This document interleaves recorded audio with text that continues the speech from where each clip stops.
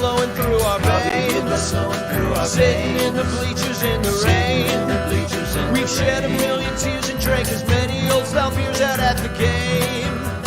Let's go Cubby, Son Ranto, Son Ranto, Son Ranto and the lovable loser. Son Ranto, Son Ranto, Son Ranto and the lovable losers. Son Ranto.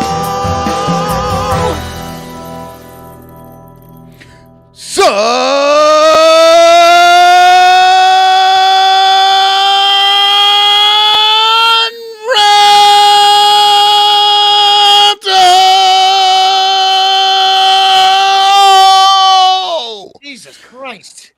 Oh my God. Talk about a Friday night fight. You know what? Boys, we're excited. We should be excited. This is like all spring, all winter. We've been like, oh, we got a manager we want. And then the manager started doing all the things that we wanted. And then we got the players that we wanted. And guess what? We've been right the whole fucking time, because all of a sudden this team is 5-1-1 and just kicking ass, and I'm fucking all in.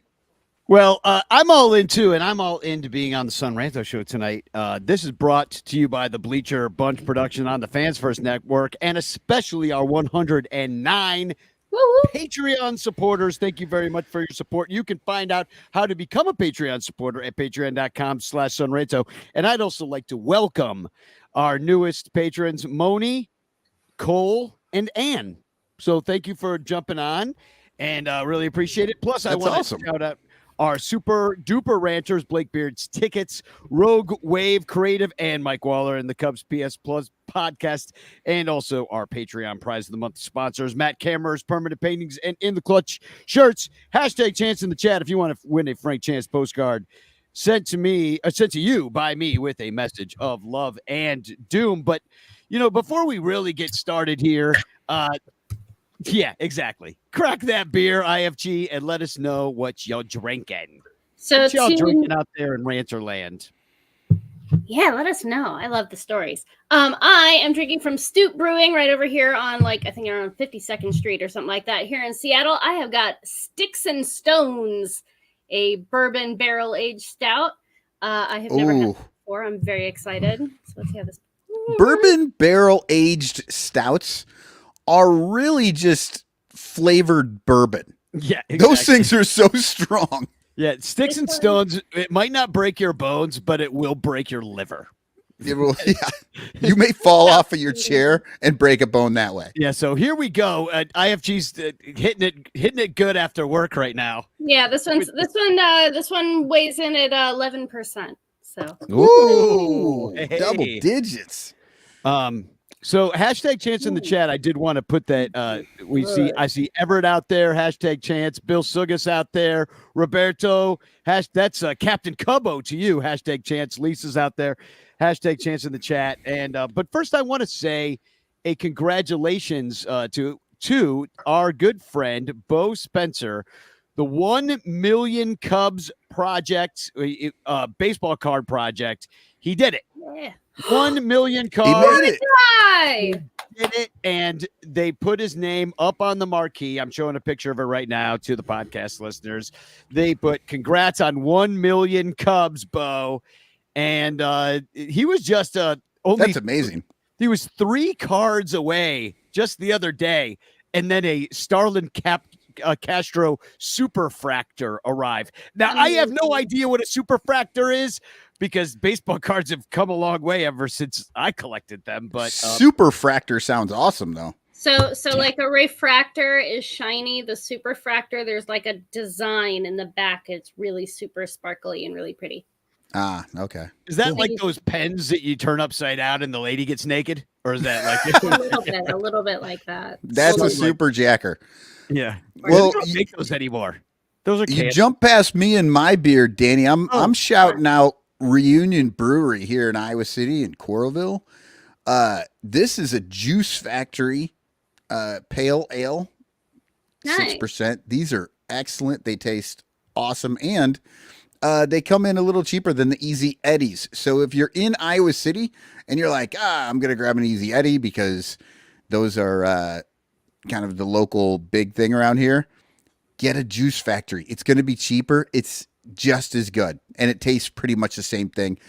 And it's got a crazy picture of a cartoon monster pushing his eye in, and the beer is pouring out of his nose. Show it.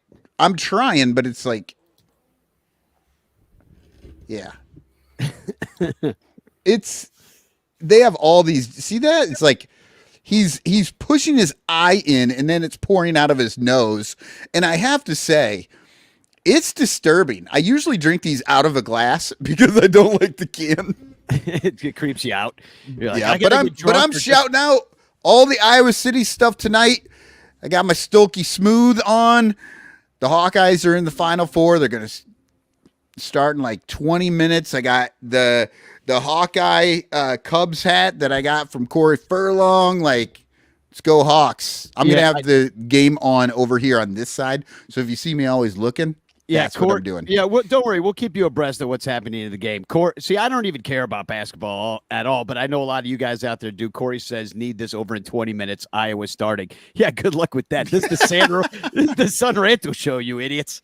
No, we're lucky when we get started in 20 minutes. Yeah, we might start talking about baseball in 20 minutes. Well, actually, let's talk about baseball because the Cubs beat. All right. Today was a great day at Wrigley Fields, and the Cubs beat the Dodgers 9-7, and I got to see Shohei Ohtani hit a home run as well. So not only did I get to see one of the greatest gamblers to ever live, players to ever live, hit a home run at Wrigley Fields, but also the Cubs also won the game. But I thought this was kind of funny. Two things that happened. First of all, like I said, have a nice weekend to my boss around noon, figuring that we're kind of like done for the weekend. Anything that needed to be done could kind of be done like sometime over the weekend. I didn't have to work on Friday. Then all of a sudden, look at this. Just call after call from Joel. Just 202, 231, 312, just calling me. Just, there's because I don't suppose he was calling for score updates. No, he did not know like that I was at the game. I usually just kind of keep that stuff separate because I don't want people to know where I am. But meanwhile, they're showing me and Jarrett on TV. Like we're just out there, like totally trying to hide. I'm like Ferris. Everybody's sending me screenshots of me on television chanting "Let's go Cubs" for like a good 3 seconds. They're probably gonna put me on freaking Sports Center tonight. Freaking Dominic's over here, Shambi, like you got Captain and Tennille vibes going on. Yeah, no, Shambi actually called you out on the broadcast. He said, aye, Captain. So it's like, it's not even that you were just like shown for a second. The broadcasters said something about you. Well, this is my entry, really my main entry into the Project Warning Track fashion design thing that we're going to do at Ranter Fest. But, everybody's like, where'd you get that hat? And I'm like, I made it myself. And there's no mystery here, folks. Amazon, $7. The patch cost more. The patch was like $9. And then my neighbor Don, so you need a neighbor Don, and who's got a hot glue gun. That is the hardest thing that you need to accomplish is the Don with the hot glue gun, and then the hot glue, the patch on your hat. And it's still got, I'll even show you guys, it's still got the anchor inside of it. So it's like, it's not even ripped off the anchor. Like it's just pasted over it. So anyway, a lot of compliments today on the hat. Cubs win. Dansby hit a big shot. That was good to see. Michael Busch against his own old team hit a shot. That was good to see. He was and made the final out, like diving play final out. He was in revenge mode today. Dude, I'm so used to that. Well, I'm so used to that ball that was the final out of today's game getting through the infield. I screamed shit as soon as it was hit. And then I was like, wait, oh my God, he caught it. I mean, what? I'm like, I'm not used to having a first baseman who actually plays first base. Everett Tosher's over here like hot glue guns $5 at Amazon. It's funny because I was just over here going, I'm pretty sure I bought a hot glue gun at Dollar Tree. And then I went and looked it up and they had to recall like 1 million of them because they could start fires. So don't buy your hot glue gun at Dollar Tree. That's why you need a neighbor, Don. That's why you need a neighbor. Don's hot glue gun, as far as I know, has never caught fire. But the Cubs have caught fire, haven't they? They sure have. Yes, great transition. they have. Look, you know what? I wanted to mention it's going the great. Ohtani getting to Wrigley. Wrigley is known as the friendly confines. People go there. People love to play there. Ohtani, this is his first opportunity to play there, right? Like, I think, or is it just the first time as a Dodger? He was there with the Angels. Okay. Well, he got in there. They were making a big deal. I was listening to the Dodgers broadcast, so they weren't very good. So maybe they were just making a big deal out of it. But I loved when the Wrigley faithful, he comes back out to hit and they boo him. And I'm all in for that. Fucking boo that dude. He's not on your team. Like, it was so good. And with some of the things surrounding him right now with these stories, which we will get to later in the show, but some of these stories that are coming around him, yes, it's okay to boo Shohei Ohtani right now. Yeah. Yeah. How do you feel about that, IFG? I keep wondering because I know you're just one of Shohei's biggest fans, and then all this shit's going down, and you know. I don't know any more than anybody else does, and I hope with my whole entire heart that when we get to the other side of the story, he turns out to be as pure and precious and wonderful as we all have hoped that he has been this entire time. All of that being said, he is now a Dodger. We are Cubs fans. When he is wearing a Dodger uniform, hitting baseballs for the Dodgers against your own team, yes, you're allowed to boo him. It's fine. I was hoping he'd strike out. It's fine. He can not only are you allowed, be delightful. You're encouraged. Other teams, but against us, no. That's in the bleachers today. Well, it was after his home run, after he came back up. I think it was the time after he had hit the homer. Me and Jarrett just sat there singing, "You got to know when to hold them." No, when like we wanted to. I'm like, what if we could get the whole Wrigley Field to sing the Gambler? Well, he was to bat because we need cheerleaders. Well, all the guys, everybody kept texting me or telling me in the bleachers, they're like, dude, go text Benedict, text Josh, and tell him to play the Gambler on the organ. And I'm like, no, because they want to keep their jobs. And if they do that, they're going to lose their jobs. And so I'm like, but we can sing it as fans. We just got to get it going. Very important question in the chat. Because I was not there. I did not see it. Did the home run ball get thrown back onto the field? Yes. Quote unquote. Yes. No, that was not the original ball. It took a while. And then like a ball that was basically an orange. I think it was a piece of fruit that came back out of the field, to be honest. See, that was the first time I was ever torn about whether or not they should throw it back. Because on the one hand, yes, you should throw it back. On the other hand, Ohtani seems to be a dick about wanting to get his balls back, and I don't want that ball to end up back in his hands. So yeah, talk about not knowing the whole situation. That was kind of a fiasco with the Ohtani's homer and that woman that got it, and then she didn't get enough. And actually, Ballhawk Dave, out there on standing there on Waveland, was talking. He actually spoke with her and gave her some advice as to kind of how to deal with this situation. And he basically told her, you got hosed on this deal and you should absolutely talk to the press about this. Yeah. But I'm like, okay, that's interesting advice. I went looking things up because I'm like, I'm pretty sure like there was a whole like court situation that determined that like baseballs that are caught are fans' property and not team property, right? And then in doing all of that, I found a court case where like a guy had caught a really important, I think it was Barry Bonds home run ball. And, or he had almost caught it. And then like the crowd knocked him over and then it rolled away, and some other guy picked it up and was like, "Yay, I got the ball!" And then they like fought in court for like 3 years over who actually owned this ball. And like the court determined that because like they both kind of had a legal claim on the ball, that they like neither one of them really had more of a claim than the other guy over it, and they ended up having to like sell the ball and split the money. And then later on, it turned out to not be $1 million either. The whole thing. But like I'm thinking, like half. All of this happened, right? It was kind of like that. It was literally that kind of situation where they're Who's like, "Oh, king? you could, yeah, King Solomon just like Solomon the baseball in half." What it ended up doing was probably cutting in half the value of that ball. I think it only sold for $450,000. But no, that's all. The the thing that gets me is like that all happened in California, and that lets you know that like the court is like, we recognize that a caught baseball at a ballpark is a very valuable thing to catch, especially if it's a notable baseball.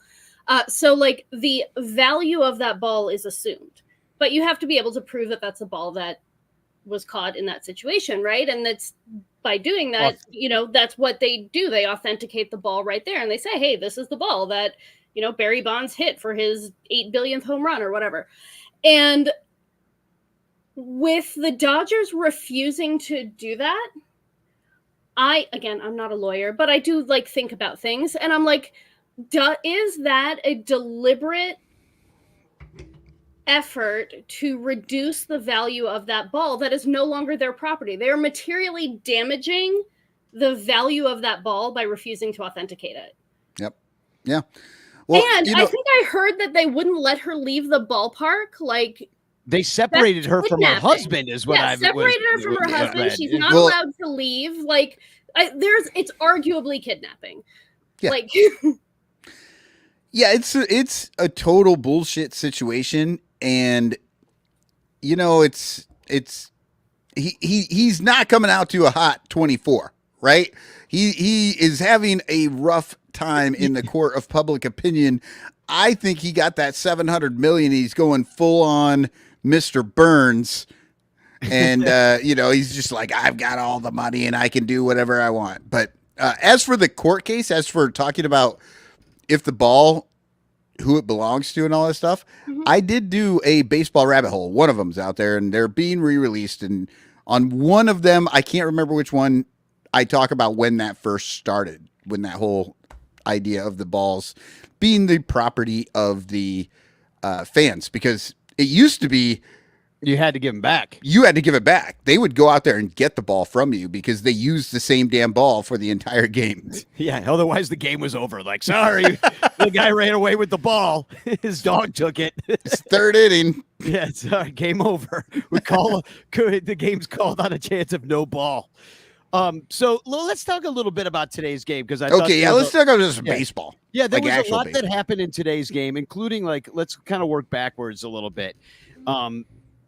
Adbert Alzolay is our closer, and you know today he's good at it. No, I don't think so. I think he's a mediocre. I don't think he's nails back there, and I think he's got the attitude to be the closer because he wants to be that dude and come out to the music and everything.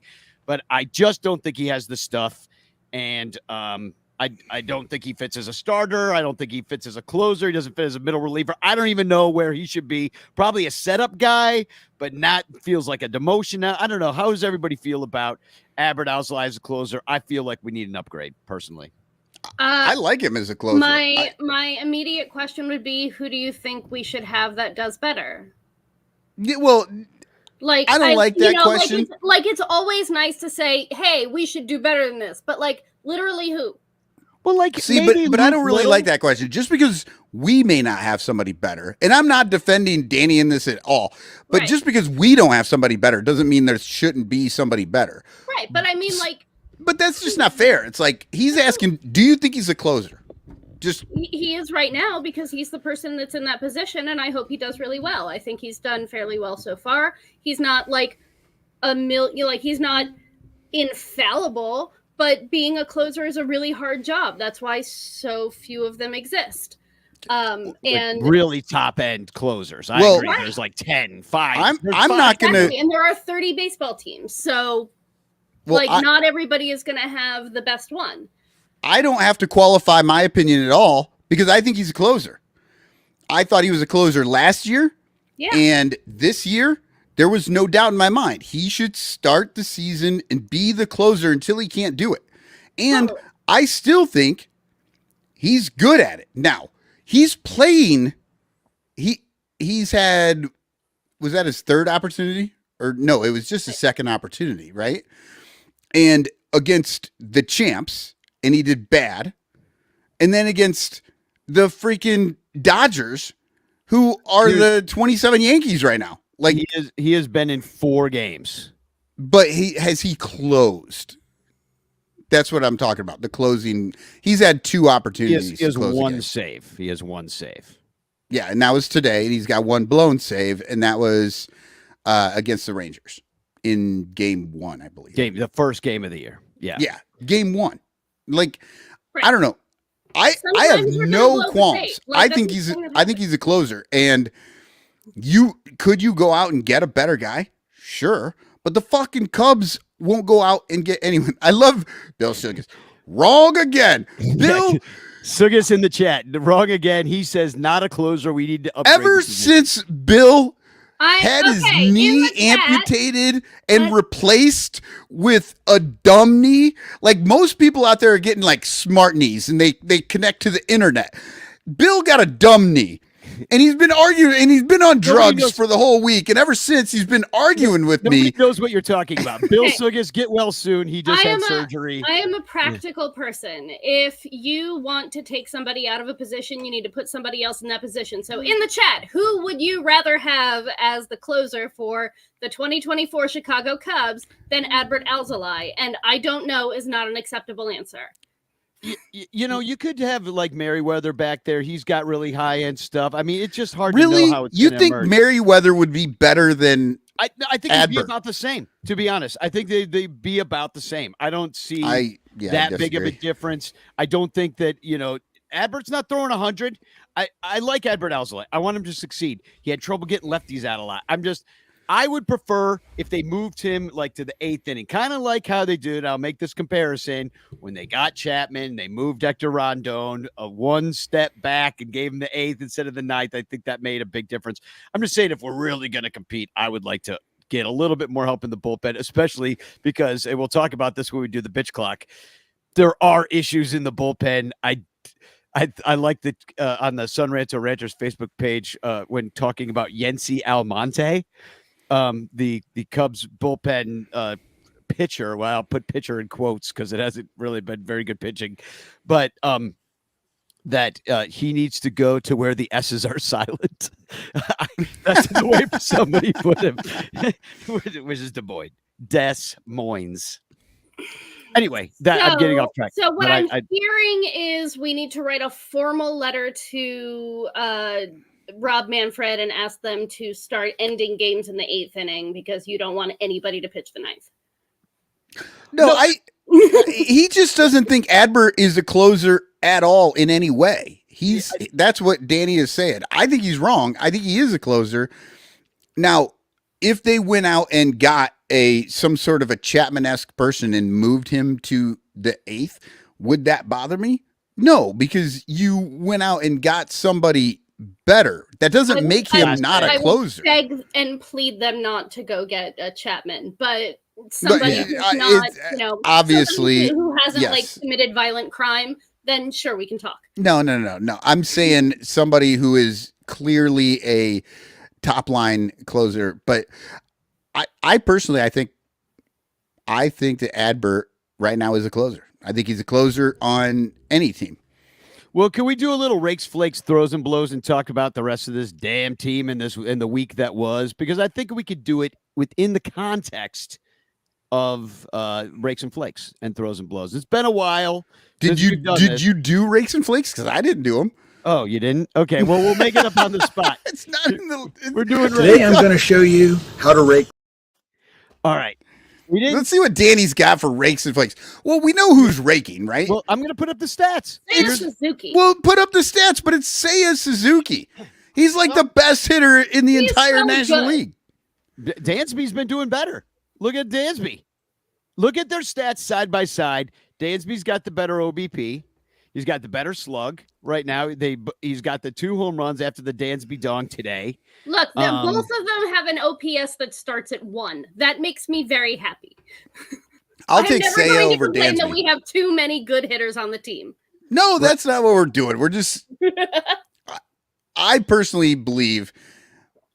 I don't know. So you're saying after today's game, we have Dansby Swanson is better. Well, Garrett Cooper doing the best. Garrett Cooper.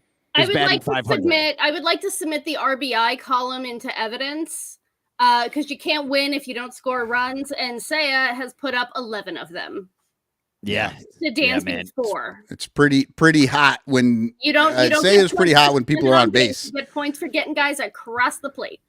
Well, overall, I did look it up, and that the Cubs have, I think, the 3rd or 4th best offense right now in the major leagues. Unfortunately, they have the 10th worst pitching ERA, so they've been giving up runs, but they've been scoring a lot. I mean, we saw them put up 9 runs a couple times this week, including today. They put 9 up against the Rockies. They put 9 up against the Rangers, and then they put 9 up against. Do I have that 9 times drop? I do. 9 times.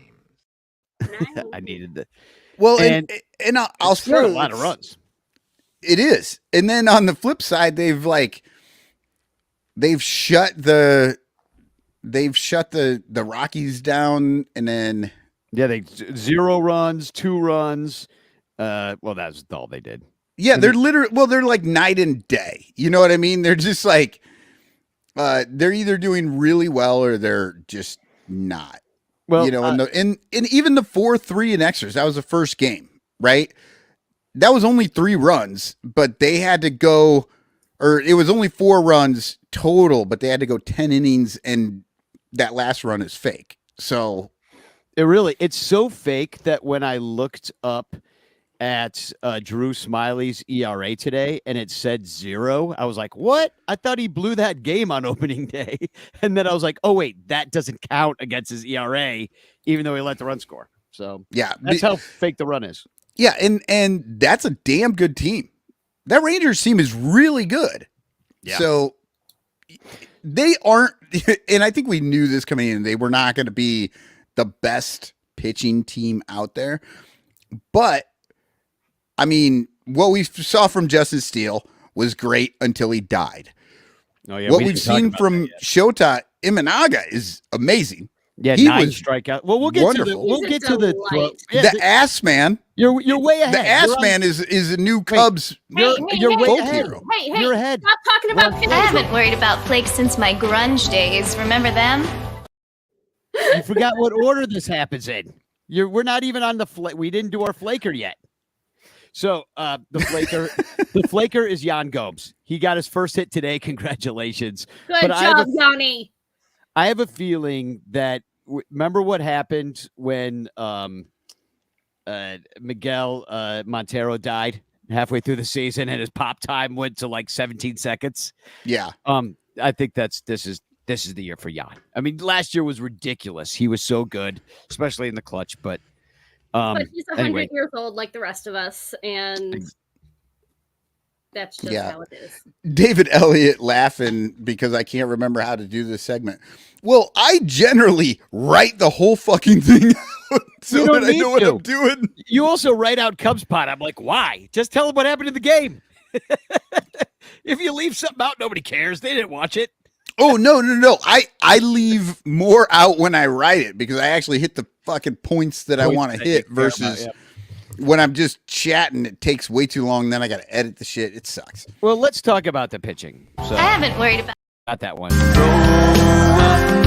My hands to the Lord. Oh, that does make me throw up. Yeah, throw up your hands to the Lord. I tell you what makes me want to throw up is our bullpen. Oh, we're getting tip off here. No. See, you're getting ahead of yourself again. That's the blows part. We're doing throws. Oh, yeah. Throws is good, and good is Shota Imanaga. 9 strikeouts. 9. 9. As the only Chicago Cub to have his debut in the home opener since the beginning of frickin' time. And he was pumped too. Like he was so pumped up coming off the I was going to say off the stage, off the field. He was feeling so good. I think I mean not a lot of I mean I wanted Marcus Stroman to be that kind of spark plug for the Cubs when he came to the team. I kind of thought that it might go differently than it did, which it didn't go great. Like it went fine and then it didn't. But I feel like Shota Imanaga is like instantly like understanding of what it means to be a Cub specifically. Like he picked his Absolutely own understood the song. Like just Well, take this up for a He second. picked Chelsea Dagger, which He's is just delightful. more- He's like, he has decided. He has just like said, hey, guess what? I'm moving to Chicago. I am going to be the most Chicago I can possibly be. Yeah. Well, I he's love just a it. much more excitable guy in a positive manner Yeah. than Stroman was. Stroman was great, but when it was like when he was excited, he was giving it to the other team. Whereas when Shota's excited and doing something good, he's like doing it for the team. It's minor difference, but It's a big difference. sometimes it makes it's how it feels, and I think Shota feels great. Oh, we just went late Yes, night. Terry. Yes. Terry Shota's like, says- oh man, Shota also went on full on no undershirt in an April game. So Oh, I was blown away by that. In fact, I actually looked up where he pitched in Japan because I was like, aren't all Japan stadiums domes? But his was No, not. no. He played in the outdoors, but I was still surprised. So let's do the blower. You just put your lips together and blow.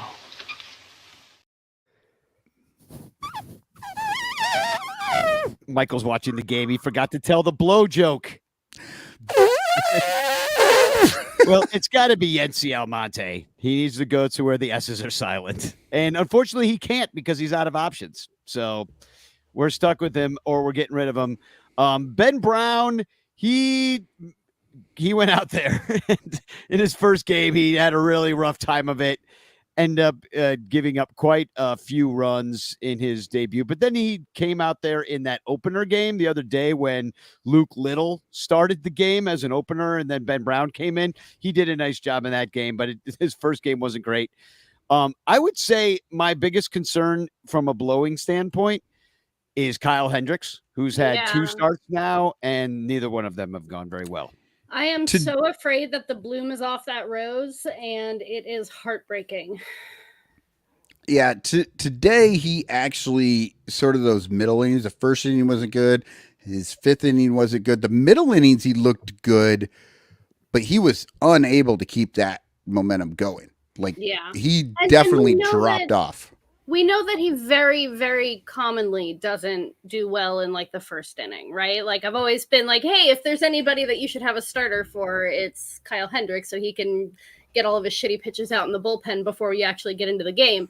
But I think he fell off the table a little bit early too. So like if you're not good at starting and you're not good at the end, a couple of balls he lost a ball in the sun. A couple balls got lost in the sun today. I mean, let's talk about Gold Glover Ian Happ, who could no longer find a ball in the sky at all at any time. Rough. No, I mean that was a tough sky. I mean, I looked right up and I'm sitting right but I'm not talking about just today. Today was just the 3rd time that he fucking had no idea where the ball was. And the other time was 2 times in a night game. So unless the ball is getting lost in the moon, he can't complain about that. Look, like we all know that the left field Gold Glove is a participation trophy. Yeah. So I mean, overall, it's been a great week. I think we can all agree that the Rangers are good, the Rockies are bad, and and even though the Rockies did climb back into that one game that we almost blew that last game. I was ready to just eat some meatloaf. But it didn't go down that way. But today's win was big. Today's win was really big. And then tomorrow, You've got Yamamoto on the mound, which if you subscribe as a Sun Ranto Patreon supporter, you will listen to Cubs Pod in the morning. We'll have a lot more information on tomorrow's matchup and a recap of today's game. But also Yamamoto goes, and then Imanaga on Sunday, where the weather doesn't look great. The tomorrow, just a reminder to everybody that it is Pat Hughes sweater shirt giveaway day. And Somebody, if anybody is going to that game and is not wanting to keep and wear that delightful sublimated, probably microfiber T-shirt, let me know, because I will buy your ticket if you mail it to me. I will sweeten the deal. I will sweeten the deal right now. Is that somebody actually gave me 2 nice seats in the upper deck, but in the infield. Somebody gave them to me, and so I will give you these 2 seats if you get IFG this sweater shirt from Pat Hughes, and you give me the other one, so I give it to my sister. So 2 free tickets for 2 Pat Hughes, but that means you got to. The game's at 3, so you got to show up at like 1:00 to get the sweater. So if you got the time, I will give you these tickets tonight. So just in the contact me at Sunranto on Twitter, SONRANTO, or email me sunranto@gmail.com. I will give you 2 nice free tickets. These are $2 million value tickets because it's the Dodgers. So I'm so excited. It's one of my favorite things is like doing little like merch exchanges and stuff. I had a guy message me the other day asking where a good place to go is to get a custom jersey made, because he wanted an Imanaga jersey, but he doesn't want like the shitty Fanatics Nike ones that are out now.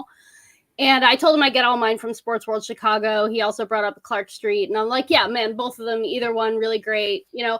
And he's like, well, will they mail it to Japan? Because he's a Yokohama Bay Stars fan. He's been a fan of Shota for a long time. He lives 5 minutes from Bay Stars Stadium. Great dude. And so we were chatting, and I'm like, look, hey, man, if they don't ship to Japan, just mail it to me. I'll send it over to you. Like, I'm so happy to do that stuff. I think it's a lot of fun. It's a good way to get to know people and make friends. I have gone to Mariners games and collected stuff for Mariners fans across the country and mailed it back to them. And it's a lot of fun. So, you know, hey, if there's ever a thing going on at T-Mobile Park and you want the swag and I don't want it, like, I'll go get it. Yeah, buy you a ticket and then you go get it. Exactly. And then free ticket. Well, I see that there's other people in the chat talking about going, like Bernie says she's going to the game. Bernie Barron says she's going to go to the game. And she says, I'm going to keep that sweater. So yeah, you are, girl. Bernie, I want pictures. I want pictures. Bernie, if you have any other friends that would like a ticket to the game, well, then I can hook them up with the ticket. So we just got a message from Michael in our chat saying his cat is fighting outside. So hopefully everything's okay. So he just left the show real quickly. That sucks. But my cat fought one time too. It was not pretty. So why don't we take a little bit of a break right now as we deal with this situation? But we will do a little bit of Who's That Cubby? And so we're going to go to break. But first, you have to decide who this is. Who is that man? It is a batter. He's got his front leg. He's a left-handed hitter. And he's got his leg kick up. So see if you can't tell who this is by the silhouette. And I would like to thank once again our Patreon supporters who are bringing you this show. If you would like to become a Patreon member, patreon.com/sunranto is only $1 a month, and you can help us pay for tickets and beer so I can go get sunburned at the ball game and send IFG off to T-Mobile Stadium this next weekend. So in the meantime, we're just going to play a quick commercial, and hopefully Michael's back with the live cat. Yeah, I'm back. Sorry about that. My cat was fighting outside, and I had to go yell at things. It was okay though, right? I have no idea. I just called my wife and told her to run out there and see if she can find him. Well, you got another minute and a half to 2 minutes to deal with it because we're going to commercial. Yeah, I'm watching the game. Here we go. All over Chicagoland, there are thirsty, frazzled, overworked Cubs podcasters who are struggling to survive one more baseball season in the dog-eat-dog world of unpaid content creation. But it doesn't have to be this way. You can make a difference. Become a super ranter at patreon.com/sunranto, where your support ensures that poor, sad, pathetic, ugly, loser Cubs podcasters can pay for tickets and beer, and in turn line the pockets of the baseball oligarch Ricketts family. Just $1 a month can buy a scorecard. $5 a month can pay for guitar strings to write a Cubs song. And $10 a month almost buys one beer at Wrigley Field. Cubs content creators are the lowest pieces of pond scum garbage that slither over the face of this planet. But super ranters help them get drunk and screw off at baseball games. What do you get out of it? The Sun Ranto Show delivered to your podcatcher without stupid advertisements like the one you're seeing and hearing right now. Plus, at other Super Ranter levels, you can get Cubs music, access to private Sun Ranto pages, the Ranter calendar, and special thanks and Ranter recognition in our live broadcasts. Plus, eligibility for monthly prizes. What does Sun Ranto get out of it? Your money. For tickets and beer. Go to patreon.com/sunranto. That's patreon.com/sunranto. And become a super ranter today.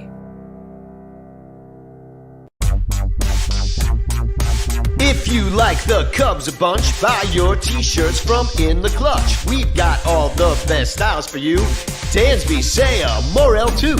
Clark Fly in his double U. Cody Bellinger smoking dupes. Vintage shirts from days of old. Patrick Wisdom and Nico. You'll look sharp wearing your stro.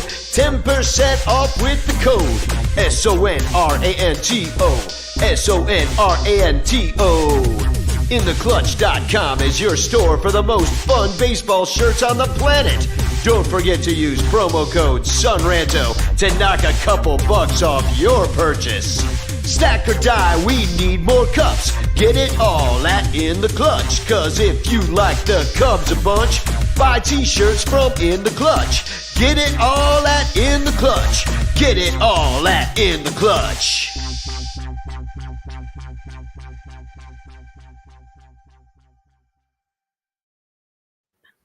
Welcome back. All right. Now, who's that coming? Hey! It's Ben Zobrist. Did anybody get it in the chat? I don't think anybody got it. That was a really hard one. Jets. I saw Sammy Sosa. I saw an Alou. We already did Alou, and he's a right-hander actually. Yeah, Benzo, it's kind of a trick one because he was a switch hitter too. So you Yep. could have got Benzo from the right side. He always looked different. Like I felt like from the left side he had a different batting stance, and then from the right side he kind of looked to me like Aramis Ramirez's batting stance. Strangely, like does that make sense? I don't know if anybody's picturing that same thing, but no, it totally makes sense. And this is sort of him in action. You would not believe how hard it is. Like you just think to yourself, oh, there must be a million pictures of guys in their batting stances. Nobody wants that picture. Every photographer that's out there wants the action, like right as he's hitting or what. Yeah. I don't know. I just want the guy's batting stance. I just want to see the guys just standing there ready for a hit. I don't know. They have those kind of. this You see those sometimes.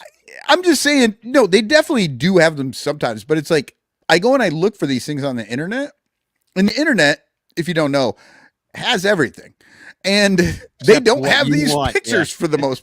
You're like, part. I just want to see his damn stance. So I do want to mention that In the Clutch is one of our main sponsors, and you get 10% off with code SUNRANTO. And quick update, by the way, since we're talking about our shirts. That's not an In the Clutch shirt. No, but Hannah Stolke is in the clutch. She has scored the last 6 points in this game. She is tearing it up. You could tell everybody on your Iowa Hawkeyes podcast that you're going to do after this show's over. I was tempted to do a Santa Holkey at the start of this, but I didn't. But but in the clutch, and all the Patreon patrons, they are entered to win every single month a not only a in the clutch shirt, but also a Matt Kammerer Ron Santo print. And Matt Kammerer gave me all the prints that I need to send out on opening day. I saw Matt, sat in the bleachers with him for a couple of innings. We watched Christopher Morel hit a little league home run together and cheered our faces off, watched the Cubs win opening day. I was only in there for a few innings, but it was a good time. Matt Kammerer also he is a sponsor of this show. He gives us the Ron Santo prints and from Permanent Paintings, and you can find him in his Etsy shop. His incredible art, it hangs on our walls, and check it out at etsy.com/shop/permanent paintings. And this is what we're giving away. So every month, if you're a Patreon supporter, we're giving away one in the clutch shirt. We're giving away one Ron Santo Matt Kammerer piece of art. So sign up, patreon.com/sonranto, and check out their stuff. Hashtag Chance in the chat. Win that Frank Chance post. What did I do with it? Frank Chance postcard sent to you by me with a message of love and doom. So I figured we could talk about the week in terms of the bitch clock and maybe do a little 30-second bitch clock, wheel of grievances, give that a spinny din. Let's see what we got here. Well, here, I'll put up, present the, I'll share my screen here. We've got the wheel of grievances here. And the first one, and there's a bunch, like there's actually too many on here. Really. Is Bill Suggis' name on there? Because I have grievances with that guy. Hey, leave Bill alone. He just had surgery. You know what? I can tell. He's talking nonsense in the Discord. You know what I think would be fun? I think it would be fun to spin the wheel, and then when we know what the topic is, one of us has to claim the topic. Claim it? Like that we choose who does it after we know what the topic is. Exactly. Okay. All right. Okay. And then we give it to, we assign it to one of us. I got you. That's good. All right. I like that idea. So here are the topics. Well, let's talk about it. So Angel Hernandez, he was suggested by one of the ranchers in the Discord, because I don't know if you saw the game between the Tigers and the Mets. There was a guy that basically, I'll do a reenactment. He's up to bat and he was going to go swing at the pitch, and he kind of flinched a little bit and his elbow broke, but the bat did barely left his shoulder. It barely went. And Angel Hernandez is like, strike three, you're out. And he's like, you swung. And nobody in the ballpark, neither team, had any idea what the hell Angel Hernandez saw. Everybody was confused except for Angel Hernandez somehow. So he made the bitch clock. That's funny that you talk about that, because CB Buckner, he said that Miles Mastrobuoni swung on that one pitch. And as soon as Mastrobuoni realized what was happening, the ball had got away, and he was able to run down to first. It was amazing. Mastrobuoni has been involved in a few stupid plays. He was involved in that opening day play when they said that it was a foul ball. No, it was a foul ball, but they said it wasn't. And then the tying run scored. We ended up losing cheaters proof, but all right. So lack of starter in the offseason is a category. Morel playing third, which I could say, he didn't play third today, and that was a good thing, because no, fuck that. Christopher Morel is fine. And you can fucking assign that to me, and I'll give you fucking 30 minutes on it. This is bullshit. Let me give you a stat. The only reason people think that Christopher Morel is not doing well is because they've been told that he's not doing well. It's not the fucking eye test, because if you actually watch the fucking games, he's doing fine. Guess who else is fucking up? Nico Horner. He's got 2 errors, and he's given up more runs because of those errors than the 3 errors that fucking Morel has. All right. Bitch clock's coming. Hopefully you get that. If we land on Morel, we're definitely giving you that. And I'm bitching about Morel fucking regardless at some point. I'm fucking angry. I did look it up this morning, and as much as you want to read into a defensive runs saved category, is that Dansby was at -3 and Morrell was at -2. So I'm just going to throw that out there. Dansby, and that was this morning. It might have changed now. It's now -3 for. I think it's the other way around now. Well, Morrell didn't play today in the field. He was the DH. So then I don't think that matters. They just like, well, he didn't stop any runs. So these are kind of synonymous. Yency Almonte and the bullpen is terrible. I must admit, I have a few concerns about the bullpen, but what team doesn't? Yency Almonte, though, I think that we might see like why hey, at least we got Michael Busch out of the deal. I can say that. Then running home on contact is oh my fucking god! Hashtag Toot Blands. Now this is getting it's insane. It's insane how bad the fucking Cubs are at this. Well, Michael, I was thinking about this, and I was like, I really want to know, is this something that players are all told all across Major League Baseball that the contact play is just always on? And so I was like, you know what? I want to know. I know John Baker's up early, and I'm going to text him. I was up early too. So I started texting with John, and I'm going to share my text with John about this issue. So check this out. Good.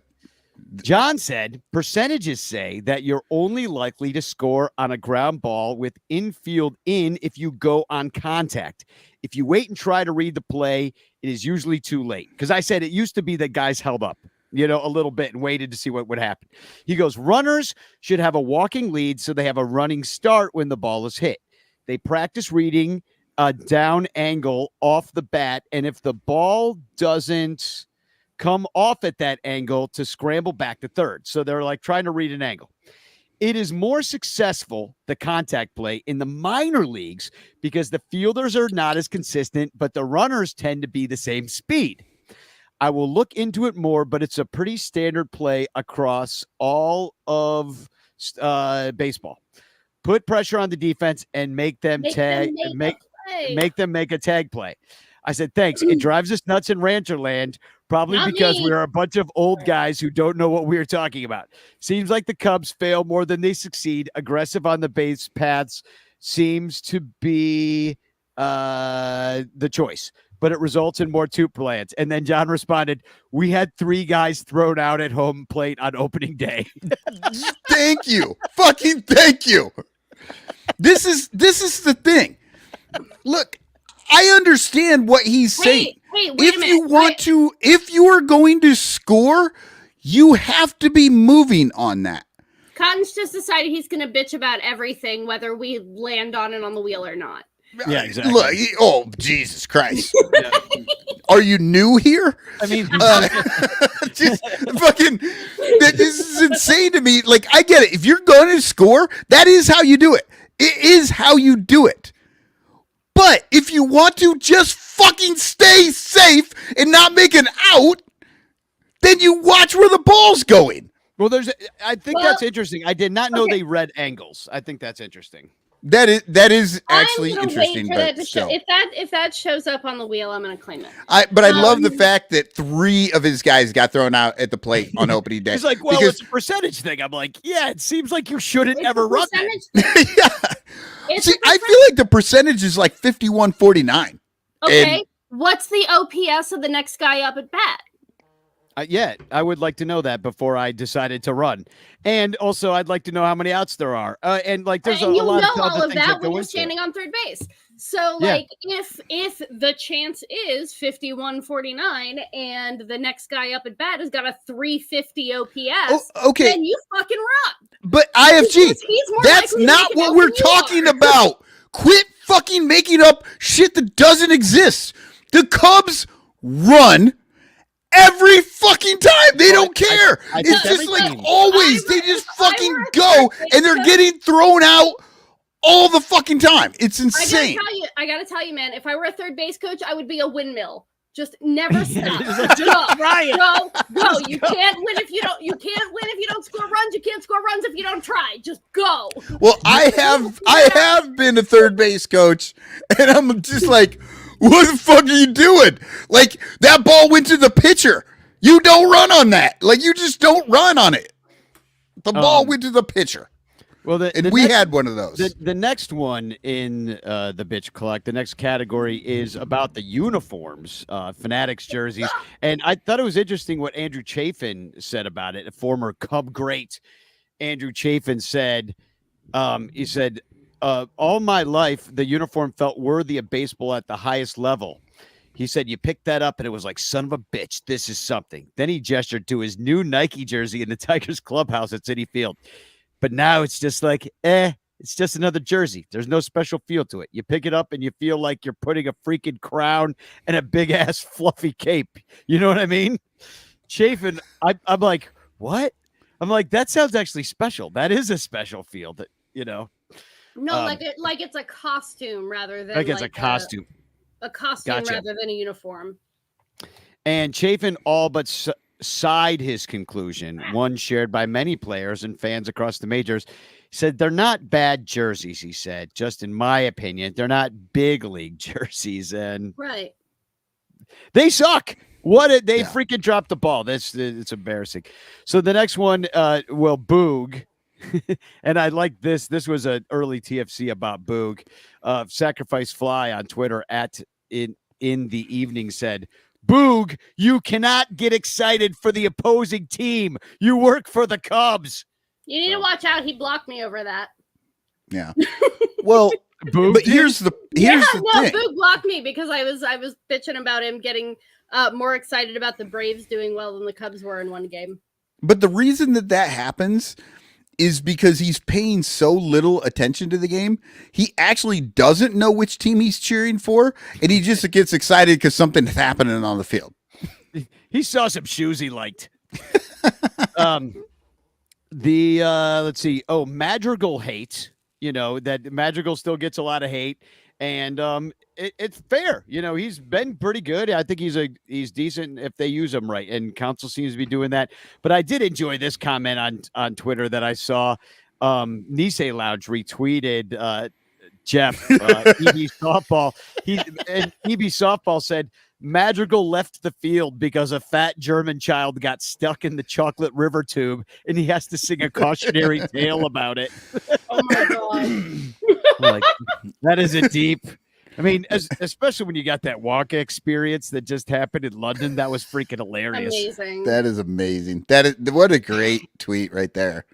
So then Robert Sanchez says 16 million to Man Bot Barnstrow, and what that means is Mancini, who's Bot? Bodie. Barnhart and Stroman still paying 16 million to those guys, so that's bothering him. So I put it on the list. And then somebody said that Jed is not fired yet. I think Michael might have put that. I did not put that. Jed has earned an extra year on, off of my shit list because he got rid of he got rid of Rossi, and all of a sudden things started to go a different way. And so I think maybe David Ross was the issue. Well, let's give it a spin and see what we come on, and then we'll claim a bitch clock here. And the first category is running home on contact. Michael, you want this. You kind of already did it. I was waiting for the Madrigal hate. And IFG kind of agrees as the windmill at third base. Maybe I'll take this and see what I come up with, because I don't know if I have an opinion, but I'll make it up. So unless somebody else wants to claim it, go ahead, go for it. Did it? I'm the only one that hasn't said my piece. I got to just remember how this works. Here we go. Bitch clock. You have 30 seconds to bitch. All right. Here's the thing about running home from third just because the ball was hit. Back in my freaking day, you saw where the ball went. If it was seemed like it was in no man's land and you had time to get home, then you ran home. And if you didn't seem like you had time to get home, then you freaking held up. and you went back to third base 10 because seconds. that makes sense. It doesn't.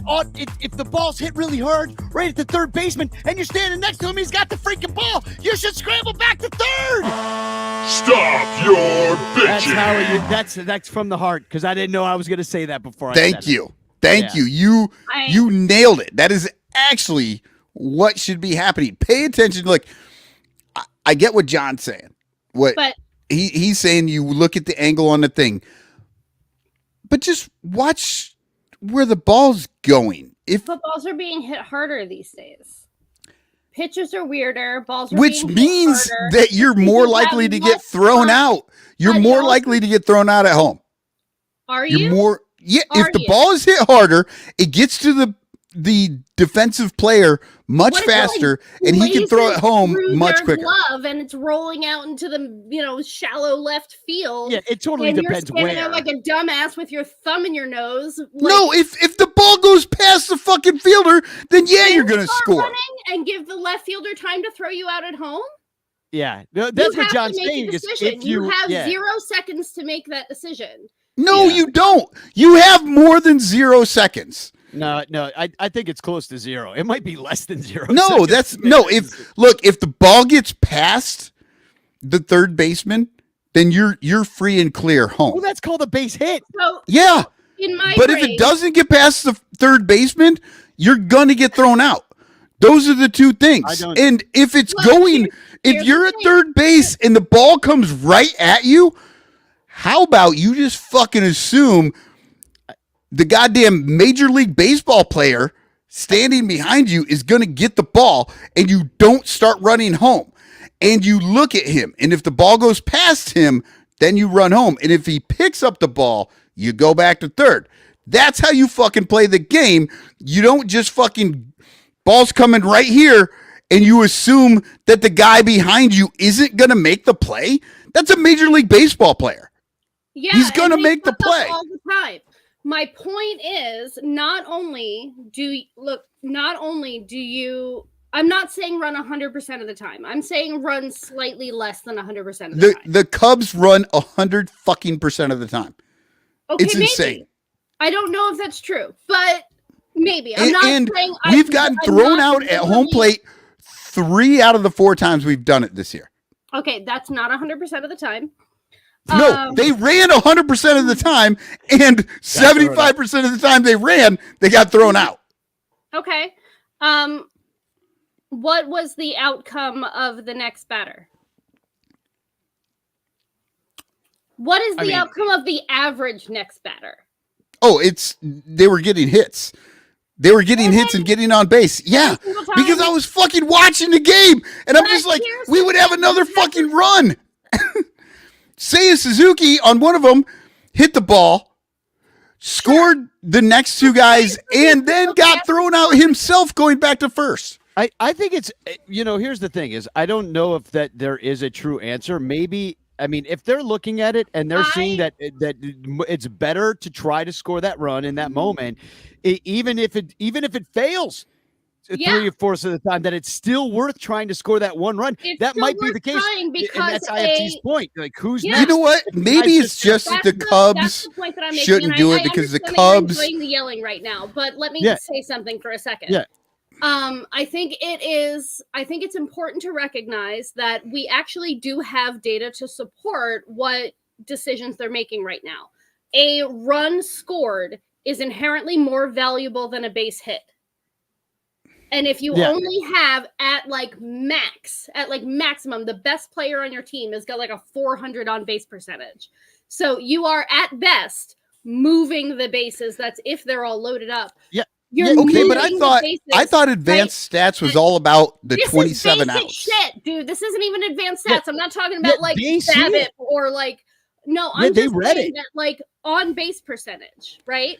If the guy at bat has a 350 on base percentage or 400 on base percentage, but you got like a 50-50 chance of scoring if you run, then it's better to run and risk the out because more likely the next guy up is going to make an out anyway.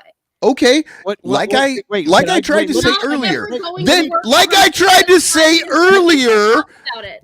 like I tried to say earlier, No, you're just I will yelling keep things. saying You're that. just Like saying I the same tried to things say louder. earlier, let me say the thing that you wouldn't already let said me it. say earlier. You've said it. Maybe it's just the Cubs. Maybe they're the only team No, out of they're all not. 30 No. teams. They're the That's only it, they're teams that not. shouldn't run No, they because they're all- the ones that can't do it. No, No, it's they're not. all It's not running. just them. Now, here's my question. But if the other ones are successful and the Cubs are not, then the Well- Cubs shouldn't do it. That's the point. well, But I mean, are I don't Until think- they start to get into that? fucking good Well, at it no, and no, understand what you're they're into doing. That, or are you just enjoying yelling about it?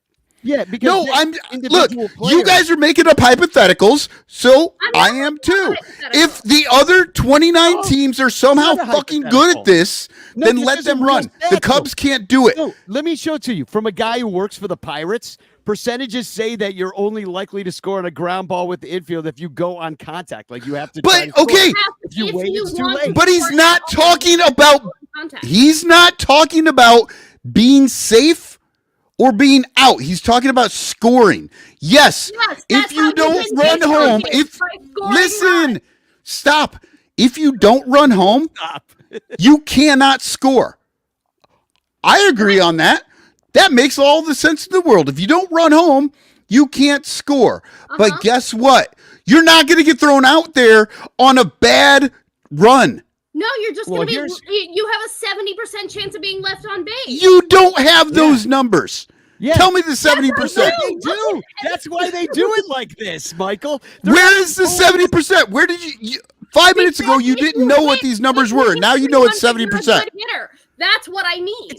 Yeah, 70%. It's always you have to 70%. take into account I that know if it's you are- OBP. If you are standing on that base instead of attempting to score, then you are relying on the next hitter coming up. Okay, to get look, you look, strike. let's, you know what? Let's move on because we're in a place here where I will say one more thing. we don't even agree on reality No, no, right The now. reality is, if you do not attempt to score, when you are standing on third base and you don't attempt to score, you stay there for the next hitter to come up.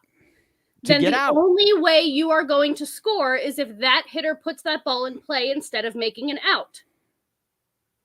Yeah, unless there's like one out. I mean, if there's two Yeah, outs, right, but, like, especially. You know what I mean? Like at best, you have to rely on the next hitter doing something good. Okay, you don't have in to order explain to- baseball to me. I Well, understand clearly it. you do, because What you're the saying Cubs that are they're pulling doing these- is not working. No, but We've what they're won saying 5 is games that in a row. yeah, what they're not doing.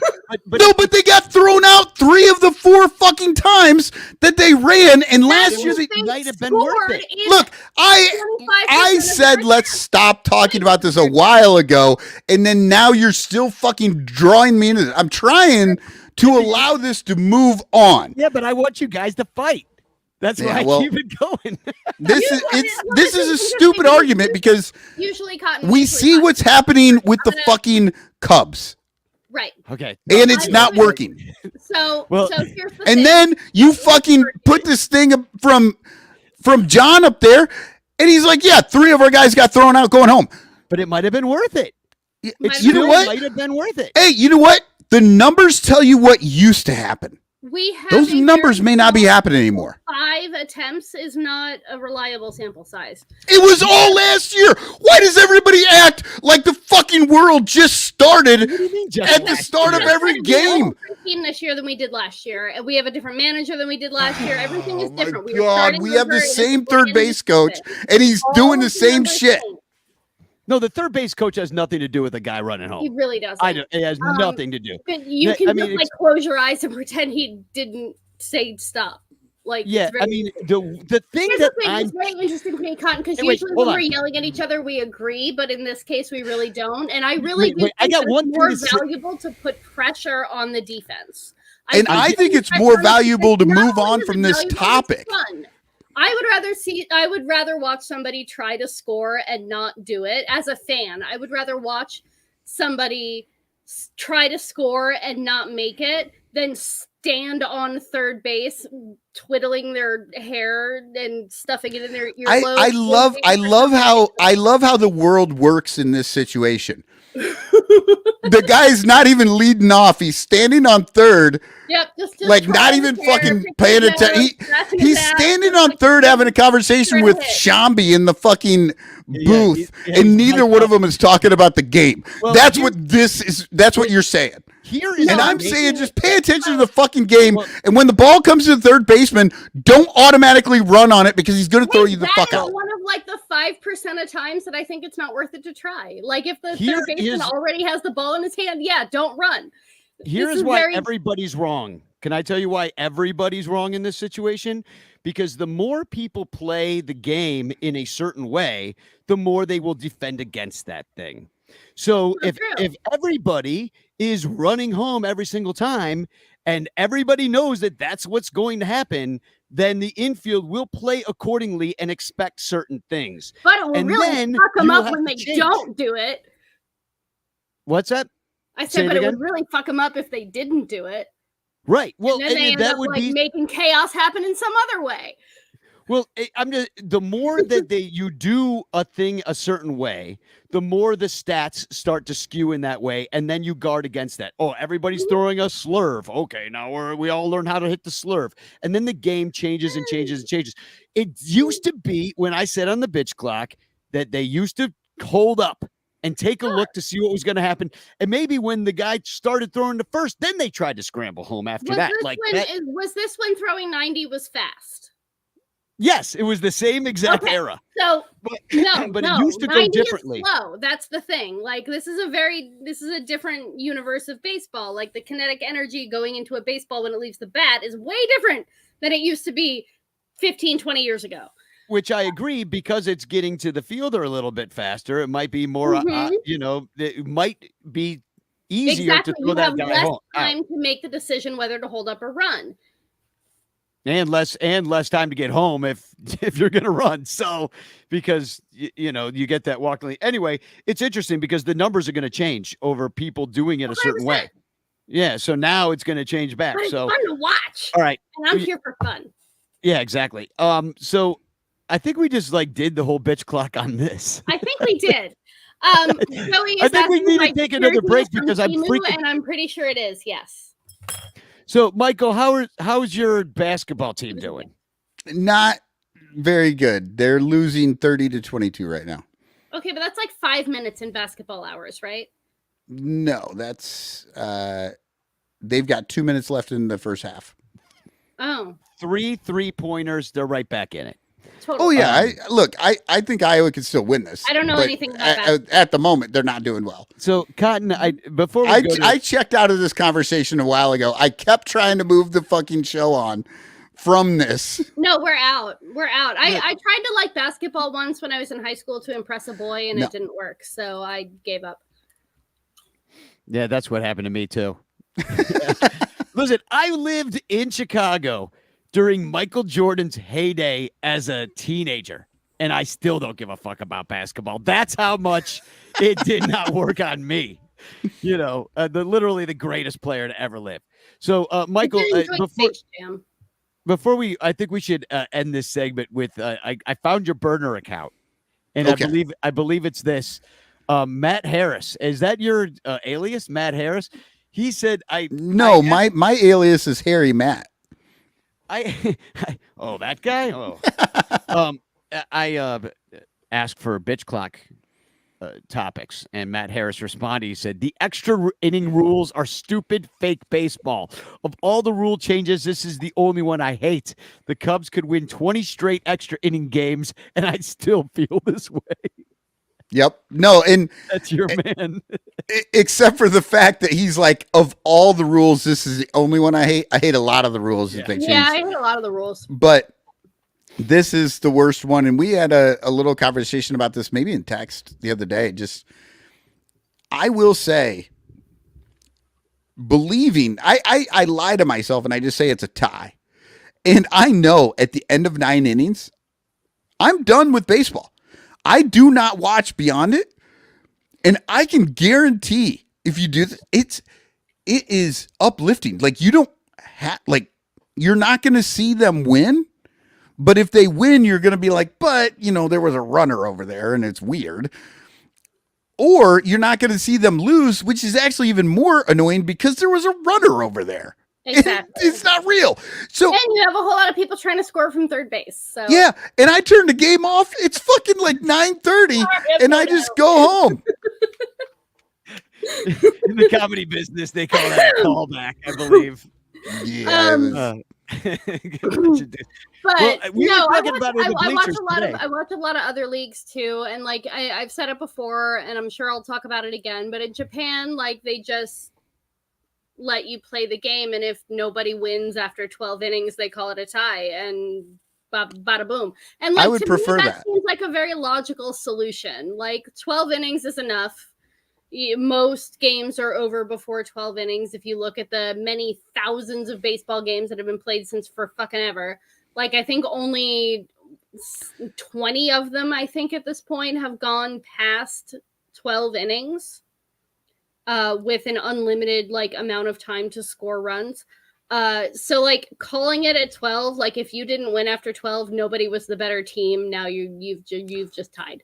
Well, back in fine the with day, in old school baseball, there were always ties. There was ties all the time. There weren't a Usually lot called of them. like There was like three, you know. But that was they called a tie because They it rained just or got they too dark. late. Yeah.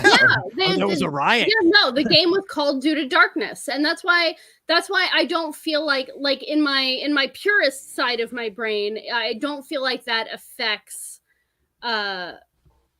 I don't feel like that affects the purity of the sport. If you want to think about, the sport in a sense of purity, like baseball has had ties in the past, it should have ties in the future. Like that's not a problem.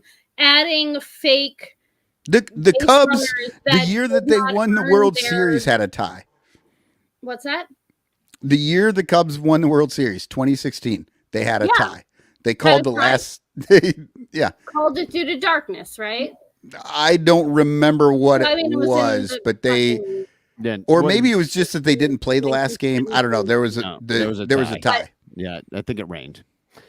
Yeah, it was a rain. It was rain, and they just were like, "We're not going to keep playing this." So I'm going to share a link in the chat really quick before we go to commercial, and then we're going to come back with just a very brief. We have a Cubsler to announce. We've got just a couple of things to. What do I have at Act 3 here? It's all cut. We're going It's all long. cut. Again. We've gone. We've gone Oh too yeah, long. I know. I haven't even gotten a chance to, You've got be annoyed about morale yet. I No, think we got, Morel is doing fine. We all agreed at the beginning of the year that we were going to give him time to learn how to be good at third base. And Oh no! literally, like We 6 might have agreed, but the rest of the world has not. Well, they're wrong, and we're And- right. We're always right. So And Ian Happ, the Gold Glover, can't fucking play left field anymore. He can't find a ball that's hit in the sky, whether it's night or day. You got Yeah, Nico we already Horner talked about flipping the that. ball. Like You're, it's come Okay, on, you're talk about it derailing me here. I'm trying to get us to the commercial here, but I'm trying to share our charity wing of the Sun Ranto show, and our friend David Lieb and a ranter is doing the overnight at theovernight.org, which is for mental illness.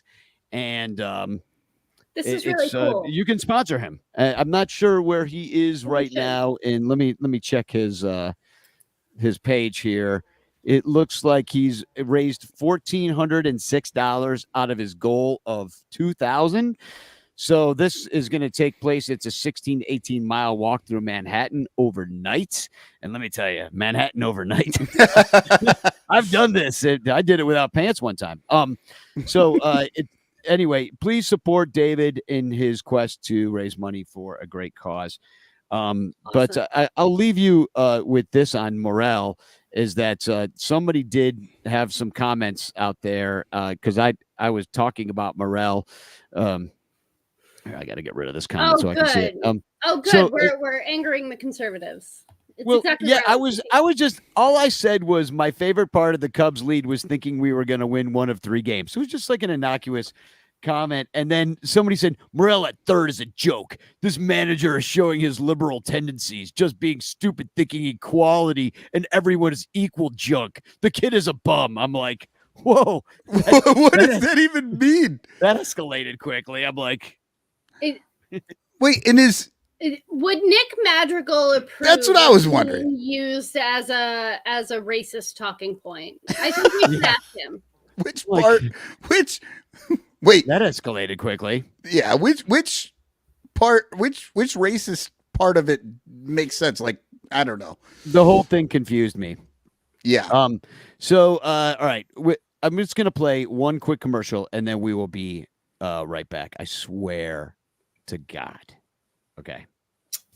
If you're like most Americans, you buy shit. Lots of shit. Sometimes you buy shit for other people. Sometimes you buy shit for yourself. And sometimes you buy shit you have to buy just to stay alive. So why not buy shit through the Sunranto affiliate? Links at sunranto.com/shopping. We've got tons of shit you can buy. Go to sunranto.com, click on the shopping link, then click our ads and buy shit. We've got Amazon. They've got tons of shit. But you can also buy MLB shit, NBA shit, NFL shit, Fans Ed shit, Southwest Airlines shit, Fanatic shit, Reebok shit, Wine of the Month shit, Beer of the Month shit, Bear Mattress shit, StubHub shit, Lid shit, Sports Memorabilia shit, Volcanica coffee shit, Vibrator shit, Condom shit, Bag shit, NHL shit, and Audible membership shit. There's a whole lot of shit that can help the Sunranto show stay on the air so we can keep talking shit. So buy shit today through sunranto.com/shopping. Thanks. Cubs Jesus thinks you're the shit. Do you ever find yourself longing for long walks and talks about Ketrometrics? How about a coffee or a run differential? Maybe a candlelit dinner dissecting what exactly is the curious case of Miles Mastrobuoni? If you have, I have just the place for you, the Cubs PS Plus podcast. Come join us. Cubs PS Plus, a Northside numbers game, can be found wherever it is you get your podcasts, and on Twitter, Instagram, TikTok, and YouTube, all at Cubs PS Plus, a spin on the baseball metric OPS Plus. Are you ready? I'm ready. Here we go. Okay, we back. Yeah, you should listen to Cubs PS Plus. That is a great show. Mike Waller's a good friend. And I would like to say, get well soon to Mike Waller, too. He ripped his bicep and he had to have surgery as well. So the ranters on the IL are we got a few of them. So Stacking People up are already. going down. Somebody in the chat asked what I'm eating. If you don't know, like I come to the pod basically straight from work and I don't get a chance to eat. So sometimes I have snacks. And today I have a bowl of berries. And I like to eat them with chopsticks because I don't like to have sticky fingers. I'm actually starving. I forgot to eat before we started the show. And I'm like, why do I feel so like nauseous? And I'm like, oh, I haven't eaten since about 12:15 p.m. So Exactly. that could do it. So that was a while ago. So let's pinch off this episode, shall we? Yeah. And I do have a surprise for everybody. Cubstradamus, he's back, but he's sending his videos. He's not joining us live. So let me just play the video that he's got a little poem for us about what's coming up here. After LA's in Chicago, the Cubs go and play San Diego. It will be a battle on the trip to Seattle, but the Cubbies will show up to play though.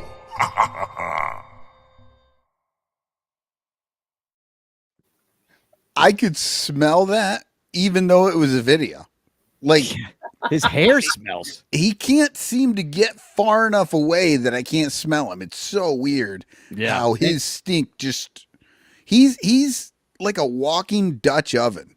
His It's smell is as terrible. bad as his rhymes. Like he's Chicago opened with and San Chicago Diego. I love and it. San Diego. I'm like, dope. Just because it ends with O does not mean you can just rhyme it.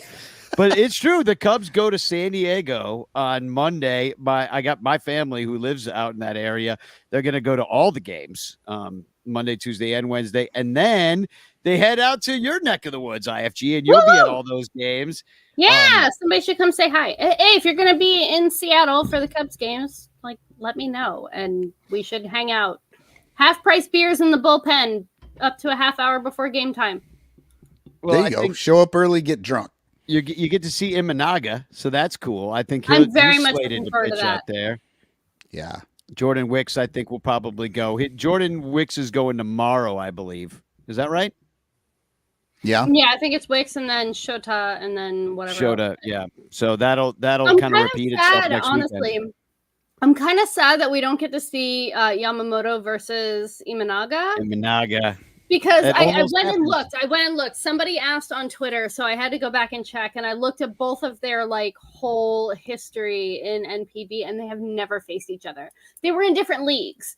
The Bay Stars are Central League, the Buffaloes are Pacific League, and they only face each other during interleague play. So that's like 3 games a year, right? So Shota has pitched against the Buffaloes, which is Yamamoto's former team, 3 different times, but none of those games Yamamoto started. Yeah. So it would be their first time like playing against each other. I thought that would be fun, but it just didn't, like the math didn't math. So, oh well, maybe later. Well, I mean, we will have one more opportunity when we go to LA that Yeah. maybe it matches up, hopefully. That would be fun though. Just for a first time thing, Yeah. What do you, I mean, Seiya Suzuki is killing it. Is he just killing maybe, is he just maybe in a better mood now that he's got kind of like a couple of buddies in there, He's like a got couple some more friends buddies that to he can talk just chill to. with? He's such a big personality kind of guy that like I think And it's so is probably Shota. done well. Yeah. Those, I think they're good for each other. I like 2 guys that I want to hang out with on the Cubs. Who am I going to choose? Probably those 2. Like they look like they'd be having a good ass time. Absolutely. And they seem like they're having a blast. They've been on the national team together, so like they know each other before meeting here. Yeah, man. I have very often like thought in my head, like, man, it's got to be really hard for Seiya. To like the only person he really has to talk to is his interpreter, and that guy's not a baseball player, and that's like a whole different. And like, he's off gambling all the time, so Right. Or toy seems delightful. He's just not a baseball player. It's just different. But like you got your guy who's like your buddy, and like you've won games together and stuff in the past, and it's like it's cool. And you're actually on the field together. Right. Yeah, no. So I love it. I love it for both of them. I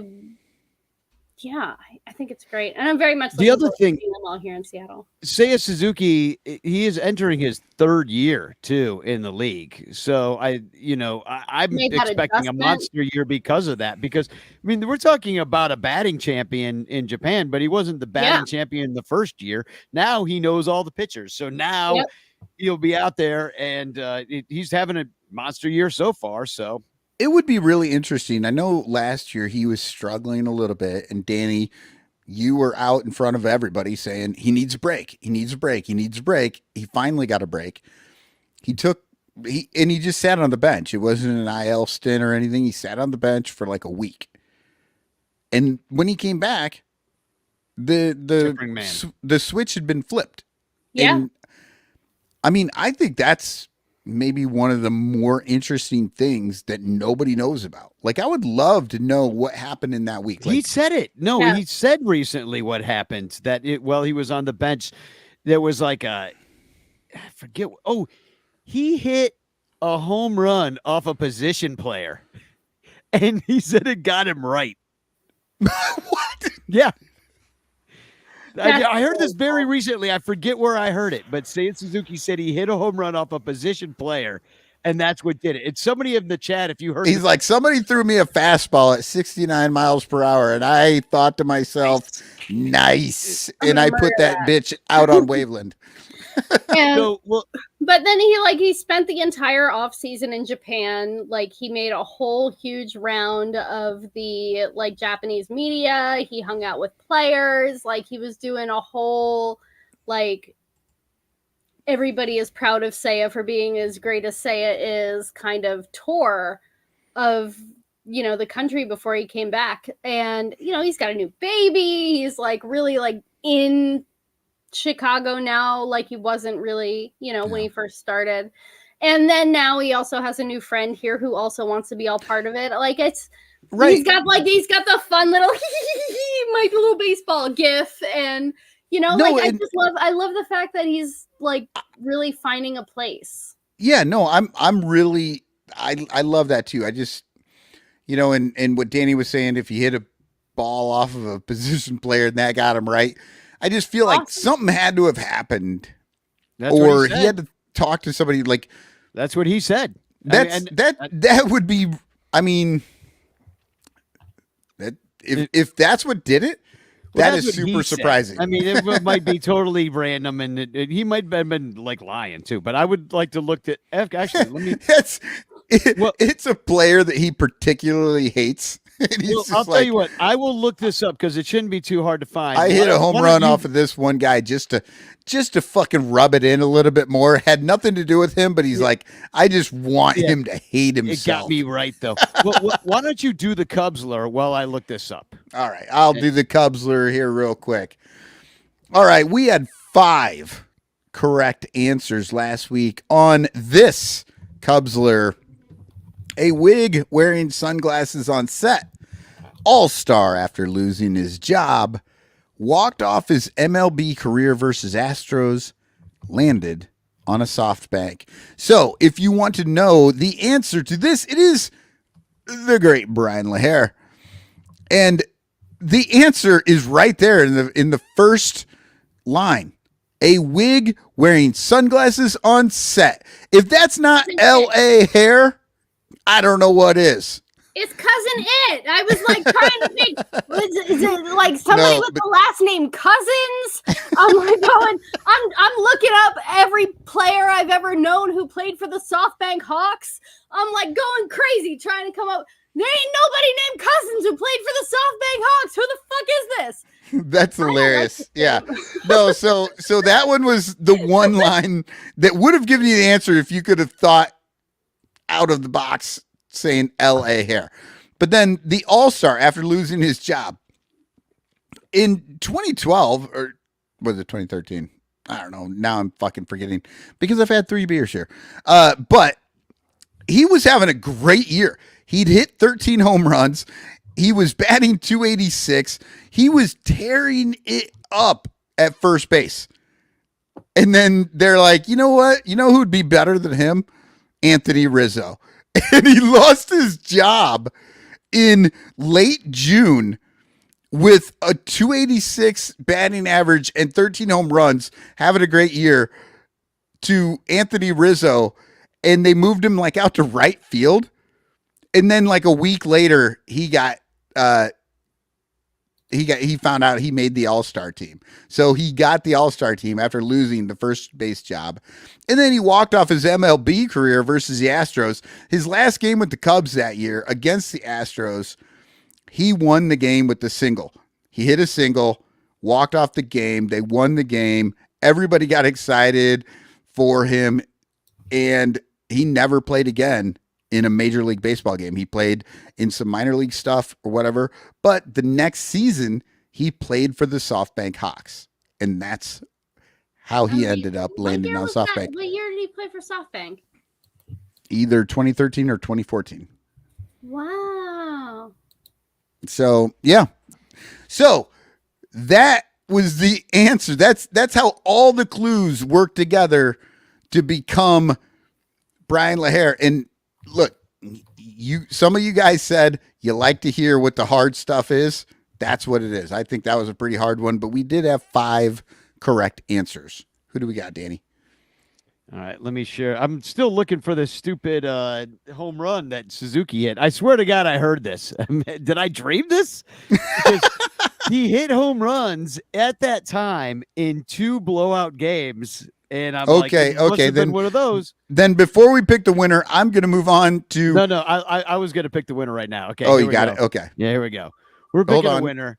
So you're entered to win a big old prize, including a Ronnie Woo Woo bobblehead, and it looks like Scott Sauer. Scott is every week he gets in there trying to win, and he's won. I think he might be the first 3-time winner.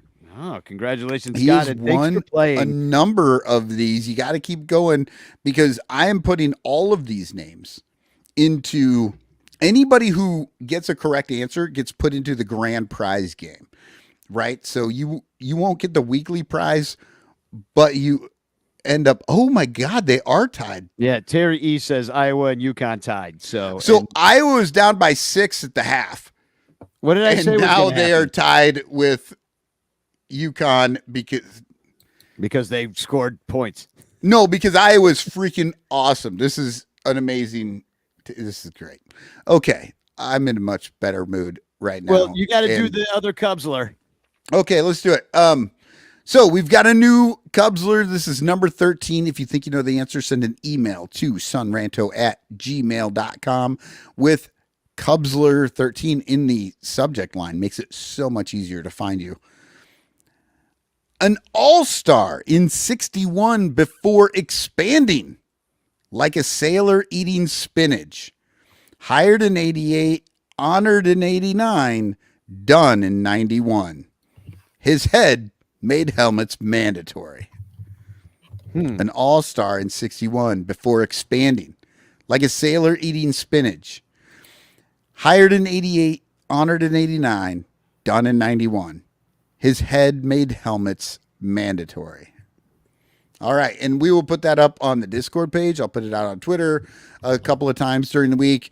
Send your guesses to sunranto@gmail.com. Danny, do you think you know what that is?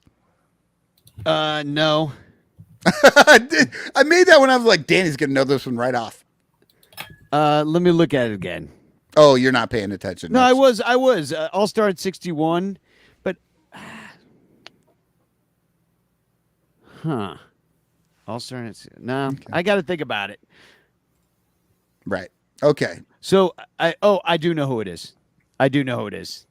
Yeah. Yeah. So I'm gonna. I figured share, he's one of your guys. I'm gonna share a link in the chat. Oops, did that wrong. I'm gonna share a link in the chat right now. Sunranto.com/ranterfest. Ranterfest is happening. It is the weekend of May 31st, June 1st, and June 2nd. We're going to raise money for Lost Boys. We're going to hang out in the bleachers. We're going to throw a big party. We're going to do the live bitch clock. We're going to have a bunch of different like Cubs media people there. So get your tickets now. We're going to try to raise a bunch of money, and it's going to be a great time. IFG's coming in for it, and Cotton's going to be here, and Crawley's already signed up for it. Miguel Esparza is going to be. I mean, just the list goes on and on. I know a bunch of you have already bought tickets. I can only fit 100 total people back there at Almost Home. That's it. So once the tickets are gone, I can't let any more people in. So get your tickets now. Otherwise, it'll be sold out, and then you can't come. So, and then you would be sad. And Boomer Bill's going to be there rehabbing right now so he can attend on the Saturday. So it's going to be awesome. I also want to mention, if I remember, I'm sorry, I'm still like trying to get this all in my brain, but we're going to Milwaukee. We're going to Milwaukee on the Thursday. On the Friday, we're going to the game, and then we're going to Output to watch comedy, Eric Wheelo and Billy DeVore, Friday night, and then Bleacher Bum Band's going to play. Yeah. That's at Output Lounge on Friday night. That is also part of Ranterfest. And all these tickets are sold separately at sunranto.com/Ranterfest. You can do all of it. One thing. Those are your choices. Are we going to do 16-inch softball or no? On Sunday. Yeah. We'll 16-inch softball, and you're all going to get your opportunity. I will stand at third base. Yeah, just and you can hit off of a tee right to third base and try and throw me out going home. It'd be that should great. Instead of playing softball, we should all the things that we hate about like things like that and that we disagree with, we'll just do those skills competition and figure out why it is how it is. So, all right. So, sunranto.com/Ranterfest is how you get the tickets. So, we're going to all these games. Tickets to the game sold separately. Friday night, comedy and rock and roll. Saturday, live podcast, our 1,000th episode. It's also my 50th birthday, so I'm kind of calling this my 50th birthday party. It's not that day. My birthday is May 12th, which is also Mother's Day. I was born on Mother's Day. My 50th birthday is on Mother's Day. So I'm going to be spending time with her. Yeah, it's coming full circle, but also like I want. Yeah, you're gonna have to celebrate the next. That's why you have to celebrate on a different day because your mother really owns that day, right? personally, I feel like your birthday has nothing to do with you. It is all about your mother. She's the one that did shit. I did nothing that day. I just popped the fuck out. Yeah, you kept breathing. You cried a lot, and then you went to sleep. Totally involuntary. I'm going to assume my mother wasn't paying attention, and I had to come out on my own. They're like knocking at the door. Hey. So Rancher Fest is that whole weekend. We do, was it 3 or 4 games at Wrigley after Milwaukee? 3. And then what? Three against Cincinnati. Friday, Saturday, Sunday. And then actually that Tuesday against the White Sox as well, we could go to. Yes. Might as well go to everything. So I'm dropping a link in the chat, trapdoortheater.com. I got a show opening up next Thursday. That's why we're going tonight on Friday, which we normally go Thursdays. But tonight we're going Friday because I got a show opening up. I was at rehearsal last night. Buy tickets to my show, trapdoortheater.com. That's spelled all the fancy way with theater with an R-E instead of an E-R. And come see Nana. I wrote a lot of music for this and played a lot of piano, and you should come see it. Yeah, I've been to a couple of shows at the Trapdoor. It's really kind of cool. You walk down this like little alley to get to the door, and then so it feels real like secret, like you're getting in on like something that easy theater. Yeah, it's pretty cool. House, avant-garde, actors up in your face. It's my favorite. It's my favorite. And is Dennis in this one? Dennis is not. So okay, no, Dennis was in both of the ones that I went to, and that was fun just to see Dennis right there and me just watching him on stage and just going, how could he be so good at acting and so dumb at baseball? It's shocking. So I do want to, there's a lot of birthdays this week. I'm going to take down my Rancher calendar and just want to give everybody a shot. Rachel Wazinski. She's the one that got hit in the face with my Thai guy's girlfriend that got hit in the face with that baseball and got the shiner. Isaac Cotton. Look at your son is turning how old? You don't even my know. son will be turning 17 years old, and he's my younger son. And also the day before that is the eclipse. We are going to Arkansas. Yes, we're going to Arkansas on Sunday so that we can be there for the path of totality where it gets completely dark for the eclipse on Monday. Did you get eclipse glasses, or you just get a trumpet and look right up at it? Fucking trumpet it. Yeah. No, I got glasses. I have T-Mobile for my phone plan, and on Tuesdays T-Mobile gives you free stuff. Sometimes it's like swag, and sometimes it's movie tickets or whatever. But like last week, my T-Mobile Tuesday prize was eclipse glasses. Really? I should have. Yeah. I got T-Mobile. I'm totally unprepared. I'm gonna have to trumpet. But no, this will be my second total eclipse. The first one I went up to Wyoming and saw it, and it was insane. It's really like to be in the actual totality. It messes with your head. Like it's just so interesting how the world actually does get like a twilight, like really dark, and just shit just feels weird. You just feel weird, and it's a cool enough feeling that here I am like 7 years later, and we're driving the fuck down to Arkansas so that we can do it again. It's really cool. It is. Yeah, eclipse days are weird days. They have a vibe, and everybody acts weird. And, we got an eclipse going when Mercury's in retrograde. Like we are all screwed up. Yeah, I would recommend anybody who's near. So, Carbondale, Illinois, interestingly enough, they were in the path of totality for the last one. I remember everybody going to went be in the path of totality for this one. So, Carbondale is actually going to have more people than Carbondale's ever seen because all the people who went there before and all the people want to go again. Like Carbondale is kind of the place to be right now. This weekend.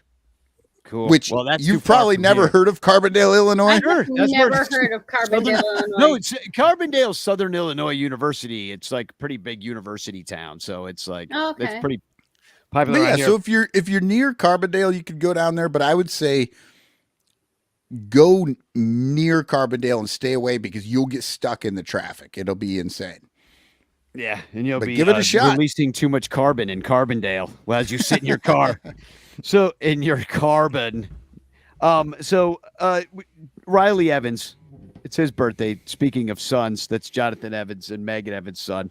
Then John Jurgovan. It's his birthday. Juan Tovar, his birthday. Mike Leonard of Mike Leonard Condolences Jersey, his birthday. And Grant Friedman is next Saturday. So a lot of April birthdays. You know what? Shout out to Mike Leonard. I was actually thinking about him. Is he coming to Rancher Fest? He probably has no idea that it's exists. Probably has no idea. Yeah. He's kind of checked out at this point. For longtime listeners who don't know, Mike Leonard used to come on once a year and tell me, Danny, and Lyle who got the ass stats correct. He was our ass stat master. Yeah. Yeah. He would listen to the show, write all that shit down. We would forget about that shit. And then, like, at the end of the season, he'd tell us what we got right and what we got wrong. Yeah. See, this is I why wonder why he quit. This is why my ass stats are like Barry Bonds hit 8 million home runs because, like, it means a lot, but I'm not going to commit to a number, damn it, because some of you are going to check. I honestly wish he was still doing this because I assume that I'm 100% right all the time, but I can't prove it anymore because Mike Leonard doesn't do the ass stats. So hashtag chance in the chat. We're gonna TFC and get the hell out of here because the basketball game's on apparently. And I'm out of stout. Yeah, she's out of stout. Michael's too drunk to do the show now. we got. We're a mess, damn it. An hour too. So this was an issue. Tonight was not the best night to do this. Hey. It is what it is. The baseball season's rolling along. It's my fault, but you know what though? I wasn't going to miss it, even though there's a game on right over there, and even though you guys annoy me with your dumb fucking takes on running home from third, you'll think this about is it. Honestly. I look forward to this every week. The chance to talk Cubs baseball to people who are usually smarter than you have been tonight. I love it. So, well, even though I bitch clock, well, as always, I agree with both of you.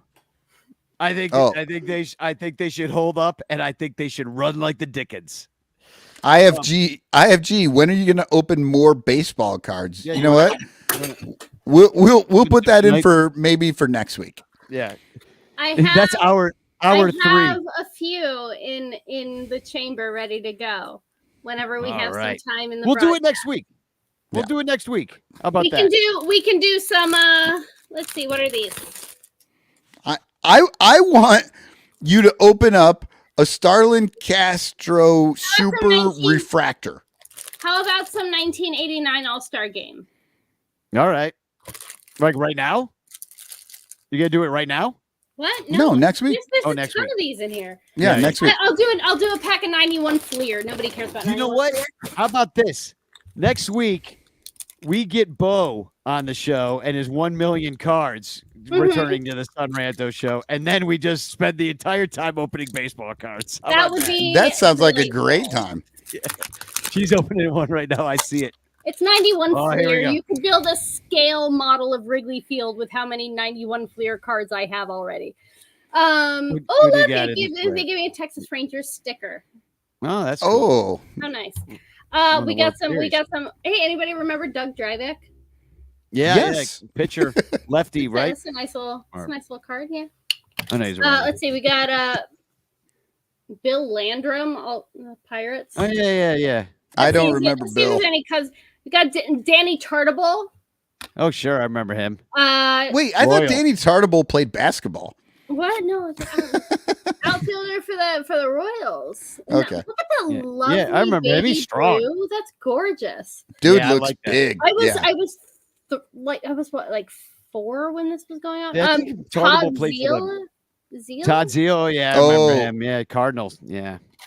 Catcher. Third base catcher. More baby blue. Some Mike McFarland from the Royals. I do not remember that guy. Andres Galarraga from the Expos. Oh yeah, he was good. Oh, Andres Galarraga. Boy, that's some beef right there. The Expos, he was like the one guy that you knew from the Expos. He's so fucking good. Danny Tartable was on Delightful. Seinfeld. Look at that face. I'm a huge fan. I need to find out everything about this guy. Got Yeah, some the Don big cat. Mattingly. Oh yeah, Mattingly. Oh, that's after the Mr. Burns episode Yeah. where he had to shave his sideburns. Right. Yeah. We got Classic Mattingly Twins stash. Brian Classic. Harper. Don't Who? remember him. Another great baseball mustache. Great mustaches in 1991. Amazing. Good stuff going on here. Now the kids wear 91 mustaches, ironically. Oh Kevin my God. Miles. Did you see the fucking facial hair on Bobby Miller today? That was like 2 teenage caterpillars on either side of his mouth. It Just looked terrible. Aggressively making out on his top lip. He's from Chicago area. Robin Young. Oh yeah, he's good. Oh, and we didn't even talk about Ben Brown. And Ben Brown's got a bad teenage mustache. Danny, you need to bring the band back I'm because very much looking forward to him hitting puberty. because all of these new pitchers have bad teenage mustaches. Who do we got there? Gino, what is it?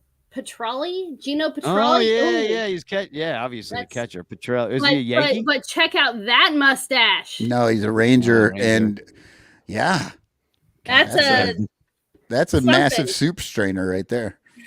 more catchers. This is very catcher heavy. Yeah, right. Here. We got some Mark Salas from the Detroit Oh, Tigers. right. I remember him. Yeah, Tigers. Yeah. Yeah. No No mustache. mustachio on that one. We got some Scott like Bradley Palmero. from the Mariners. I don't He's a remember wonder him. too. Check out that guy. Hey. Also, talking about It's facial not hair, funny. somebody needs to tell Charlie Blackman that the uncontrollable beard that's out. Yeah, That's out. Yeah. that's fucking 3 years ago. Yeah, well, For Chuck baseball players. Sanitary doesn't look as good as Chuck Nasty does, unfortunately. We have Oh, last you're one, we actually have right. Walt No, Weiss. I'm not saying get rid of the beard because you're right. I've seen him without it, and you're right. It's Yeah, no, Chuck Nasty is a whole look, and Chuck Sanitary is just like, no. I'm just saying clean it up, brother. So Yeah, that's Walt really- Weiss. He was good. He won No Rookie of the Cubs- Year, I think. No Cubs in this deck, so I'm glad. Wait, I didn't didn't, Walt like, Weiss I'm doing that. manage too? Yeah, I think he did. Yeah, like Walt that's Weiss was a like- manager in the 2000s. What did Doug Draback too? Like, why do I know that name so well? I don't know. I think he Doug- might have been an What announcer as well. That's a great name. Yeah. Doug I don't know. Drabeck. I don't know what he's done. I'm going to look up news about him. Yeah, Iowa nothing- is now leading, and Hannah Stolke is dropping the free throws like a goddamn champ. Look, Caitlin Clark is the Michael Jordan, right? No, she's great. But Hannah Stolke's my favorite player. She's amazing, and she's a sophomore. She's the one that's going to be running this team next year. Awesome. Nice. So I got a TFC here, and this one's pretty funny. First, I get these DMs sometimes for that are like come-ons from people trying to like get me to buy stuff or sign up for their thing. Oh my or God. what- Every Twitter account now has pussy in the profile. in bio, yeah, or Oh whatever. my God. Yeah, it's But rough. this was different. This was from BB Artists, and they said, "Hey, Danny, would you be interested in commissioning your own custom portrait? It would be a great visual. Thanks." And I'm like, "But that's Evan Altman. That is definitely Evan Altman. That's not me." So I was like, "Oh well." It's not even. So- It's not even like it's a particularly bad portrait of Evan Altman, except that they sent it to Danny Rocket. Yeah, they just they got the wrong guy. So whatever. Well, and The bots Danny, are out of you control. need to send back a picture of your map and be like, Yeah. sorry, bro, I already got my map. Already Got it got one. covered. All So done. does anybody else have a TFC? Because I just have a couple more. Then Well, I had one and I got rid of the actual picture, but that apparently maybe a baby was born at Wrigley today. How fun. There was unconfirmed reports that there's an ambulance there and that people were getting born, and it was on Twitter. And this one brilliant person, and I don't think it's in the brand anymore, posted that baby's got a W chromosome. And I thought that was hilarious. I don't see any news about that, but no, I'm- just I don't know if it's true or not. It was a Twitter story that like possibly there was a birth and everybody was, commenting on it. Unconfirmed reports, yeah. And I love the idea of a W chromosome. I'm trying to grab a screenshot really quick, but ultimately, let's see. Hold on, I got it here. But ultimately, there is a thing going on right now where some Major League Baseball players, there were some guys from the Mariners showed up on this Mariners podcast, and he's talking about it's Taylor Saucedo, or Saucy Doo, as we call him in my house. And Saucy Doo is sitting on this podcast talking about how he doesn't actually believe that and he and other members of the Mariners bullpen may or may not believe that Babe Ruth exists because they've only ever seen one video of him playing baseball. We're gonna ignore the fact that he was playing in like 1925 when video cameras weren't exactly all over the place. But yeah, no, he is aggressively sitting there talking about how like Babe Ruth is a fictional character, didn't actually exist. All the pictures that we have are like AI inventions. And Ted Williams never hit that 500-foot home. Now you can convince me about Ted Williams not actually hitting a 500-foot home run at Fenway. Like that, I could get behind that story. But Babe Ruth not existing to set his poor wife Helen on fire, you're not convincing me on that one, sweetheart. That is the most adorable. Yeah, it's one thing if a single home run didn't happen. It's a different thing if a man's entire life didn't happen. Exactly. I can't get behind Babe Ruth as a fictional character. We know a lot about him. So this is kind of good. Players, I'm telling you, man, they are so you know what? Most of them never went to college. Smart. And they barely made it through high school. Yeah. So adorable. There's a new slinger dog at Busch Stadium. If you look at this giant hot dog, I guess that's a hot dog trebuchet that I can use to like fling hot dogs into people's faces. Oh, can you imagine this coming out of a hot dog cannon? This coming out of a hot dog cannon would be incredible. So the Slinger Dog, which will be available for purchase at St. Louis Cardinals games at Busch Stadium, features 2 fried eggs, a 1/3 pound hot dog, nacho meat, whatever that is. What the hell is nacho meat? I believe it used to be called ground beef back in the day, but it's meat that's not yours, Danny. You have to get it from someone else. So true. And hash browns. There's hash browns on this hot dog, which I never thought you'd see. I already have indigestion. Thank you. Joey W says it looks like a bad night after leaving the bar after last call. Yes. Yes. And they put it on a bun, and it's just this monstrosity. It's ginormous. I don't even know how you eat this thing, especially with sunny side eggs. You need you need a side of maximum strength Tums. That's what you need. You need a friend to eat the other side of it. So I tweet this hot dog out, it's the Slinger Dog. Like a Lady and the Tramp kind of situation, because I can get behind that. Lady and the Tramp. You'd end up covered in egg. You meet in the middle with egg yolk all over your face. Yeah, that's nasty. It's like 2 girls, 1 cup. God damn it. 2 girls, 1 Slinger Dog. So anyway, so I tweet out the picture of this thing, and somebody commented, it said, "Where was this hot dog on January 6th?" That's what we all want to know. That's what we really want to know. That's what it was. Well, it would not surprise me if it was killing a cop. Yeah. So then, or anyone else who was eating it, just having a massive heart attack. Anybody near that thing could die of exposure. So, and then I don't know if you guys saw this, but the people at Lids, their uniform's having a tough time.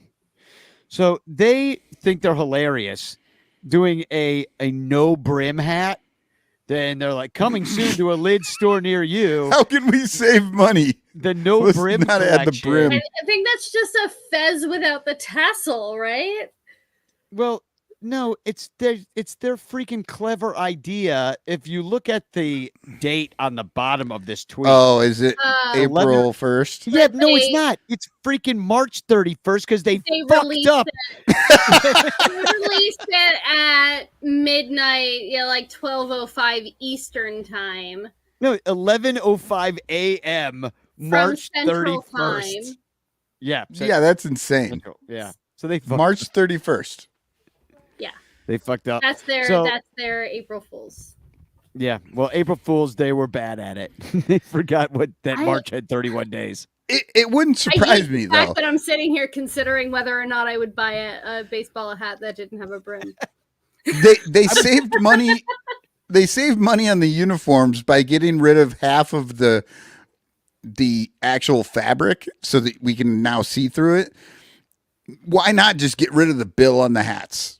It's so. I mean, the funny. whole point of wearing the hat is to protect your eyes from the sun. I'm mean, so afraid. I generally buy at least one jersey every year, and I'm so glad that I've already got like the council that was my Christmas present, and my Imanaga before like these new Nikes were released.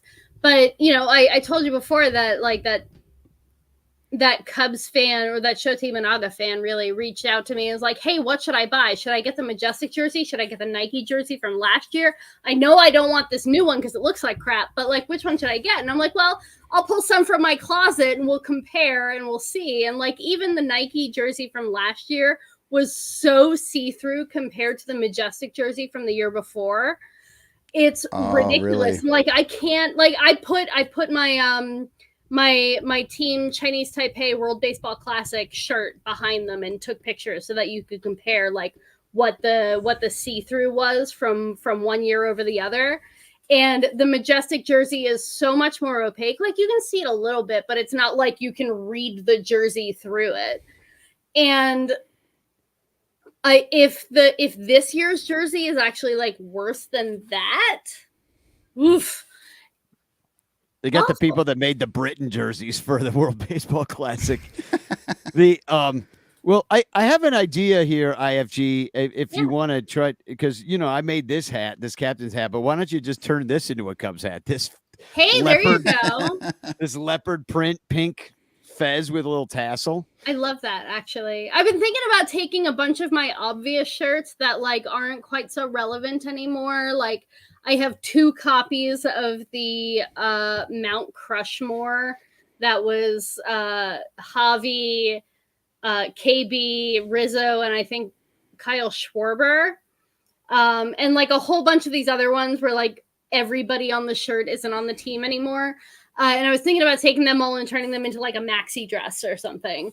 Nice. But I could probably pull something together for a hat too. So Emily is making for the Project Warning track. She's going to do a skirt as well, and she just went down to Muscatine to get some fabric today of like women baseball players. Oh, nice. It's like this fabric that like it's kind of pin-up-y or whatever, but that's going to be her inside of the dress. Very cool. So that like she wants to make it kind of a to go back and forth. Yeah. But yeah, she's gonna have like some inside stuff with this. It's not lining. like actual American baseball, Right. American professional baseball girls, but it's that style of women on the Cool. Like fabric. It's pretty baseball, cool. but kind of pin-up-y. I can see that. Yeah, Yeah, dig it.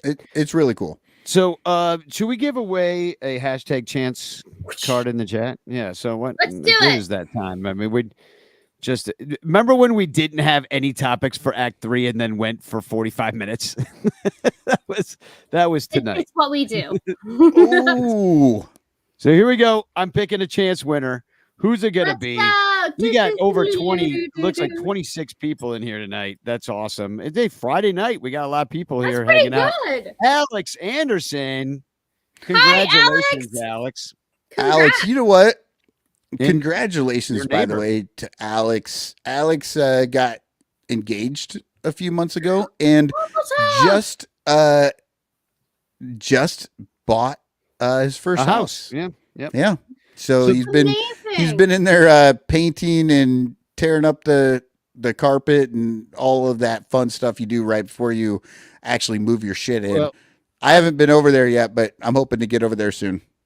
So congratulations, Alex. I've got the perfect housewarming gift for Alex's new house, and I'm gonna get them the exact same sparklers that they had on opening day for the Cubs. Like, these are great. Here, let me show you.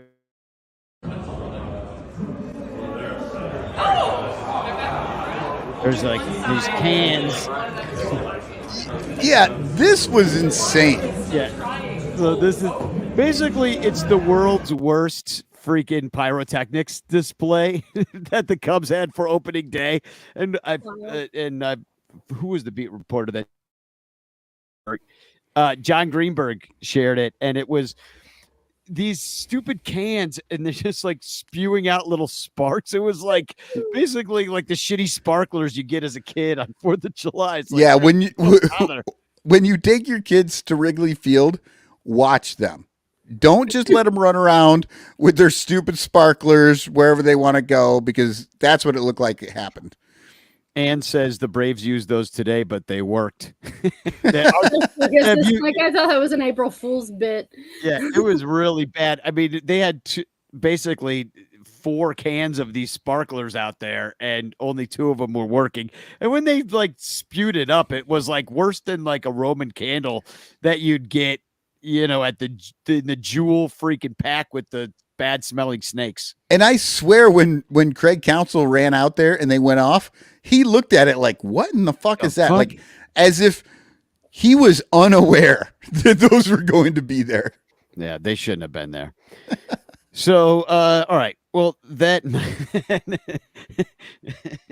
Nike Pyrotechnics. Yeah, Everett says Nike Pyrotechnics. So that is the show. Wow, we just kept going, didn't we? So good luck to your Iowa basketball ladies, and look for IFG, and next week you'll be at, you'll have to join us pregame or something from the game, or have to we'll have to Maybe figure I'll this do a all weather out. report. Yeah, a weather report or something like that. We have to come in like Crawley style, like 3 beers in, or 7. Hey, I'm checking in from the train. I've been pre-gaming with gin and tonics, and it's raining, but it's Seattle, and I've Scotch guarded my Christopher Morel hoodie. So, so look for that. We'll be back next week, and in the meantime, I guess I can speak for myself when I say spagog. Spagog. I'm Spawog. Good. That's Go Hawks, I Close think. Spawhog. Gesundheit. It's Squawk. opening day. Time to start again. It's opening day. It's the season when we turn the lights back on. Winter has gone away.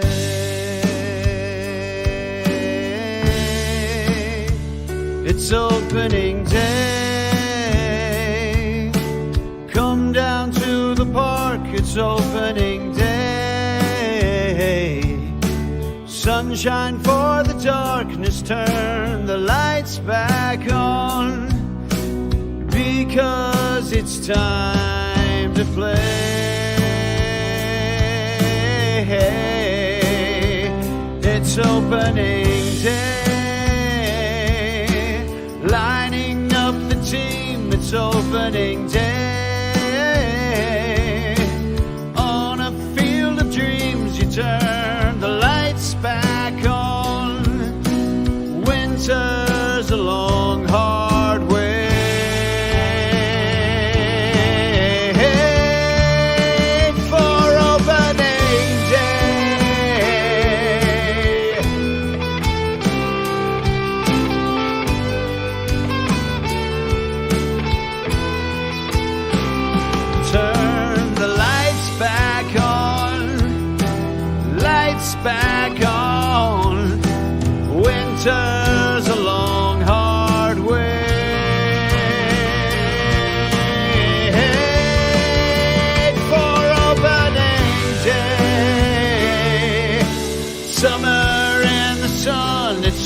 opening day.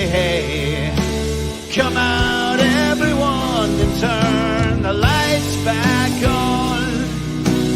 We are all in first place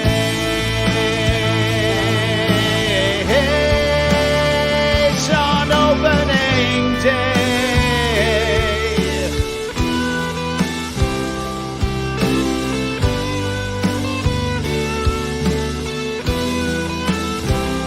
Turn the lights back on, winter's long hard wait.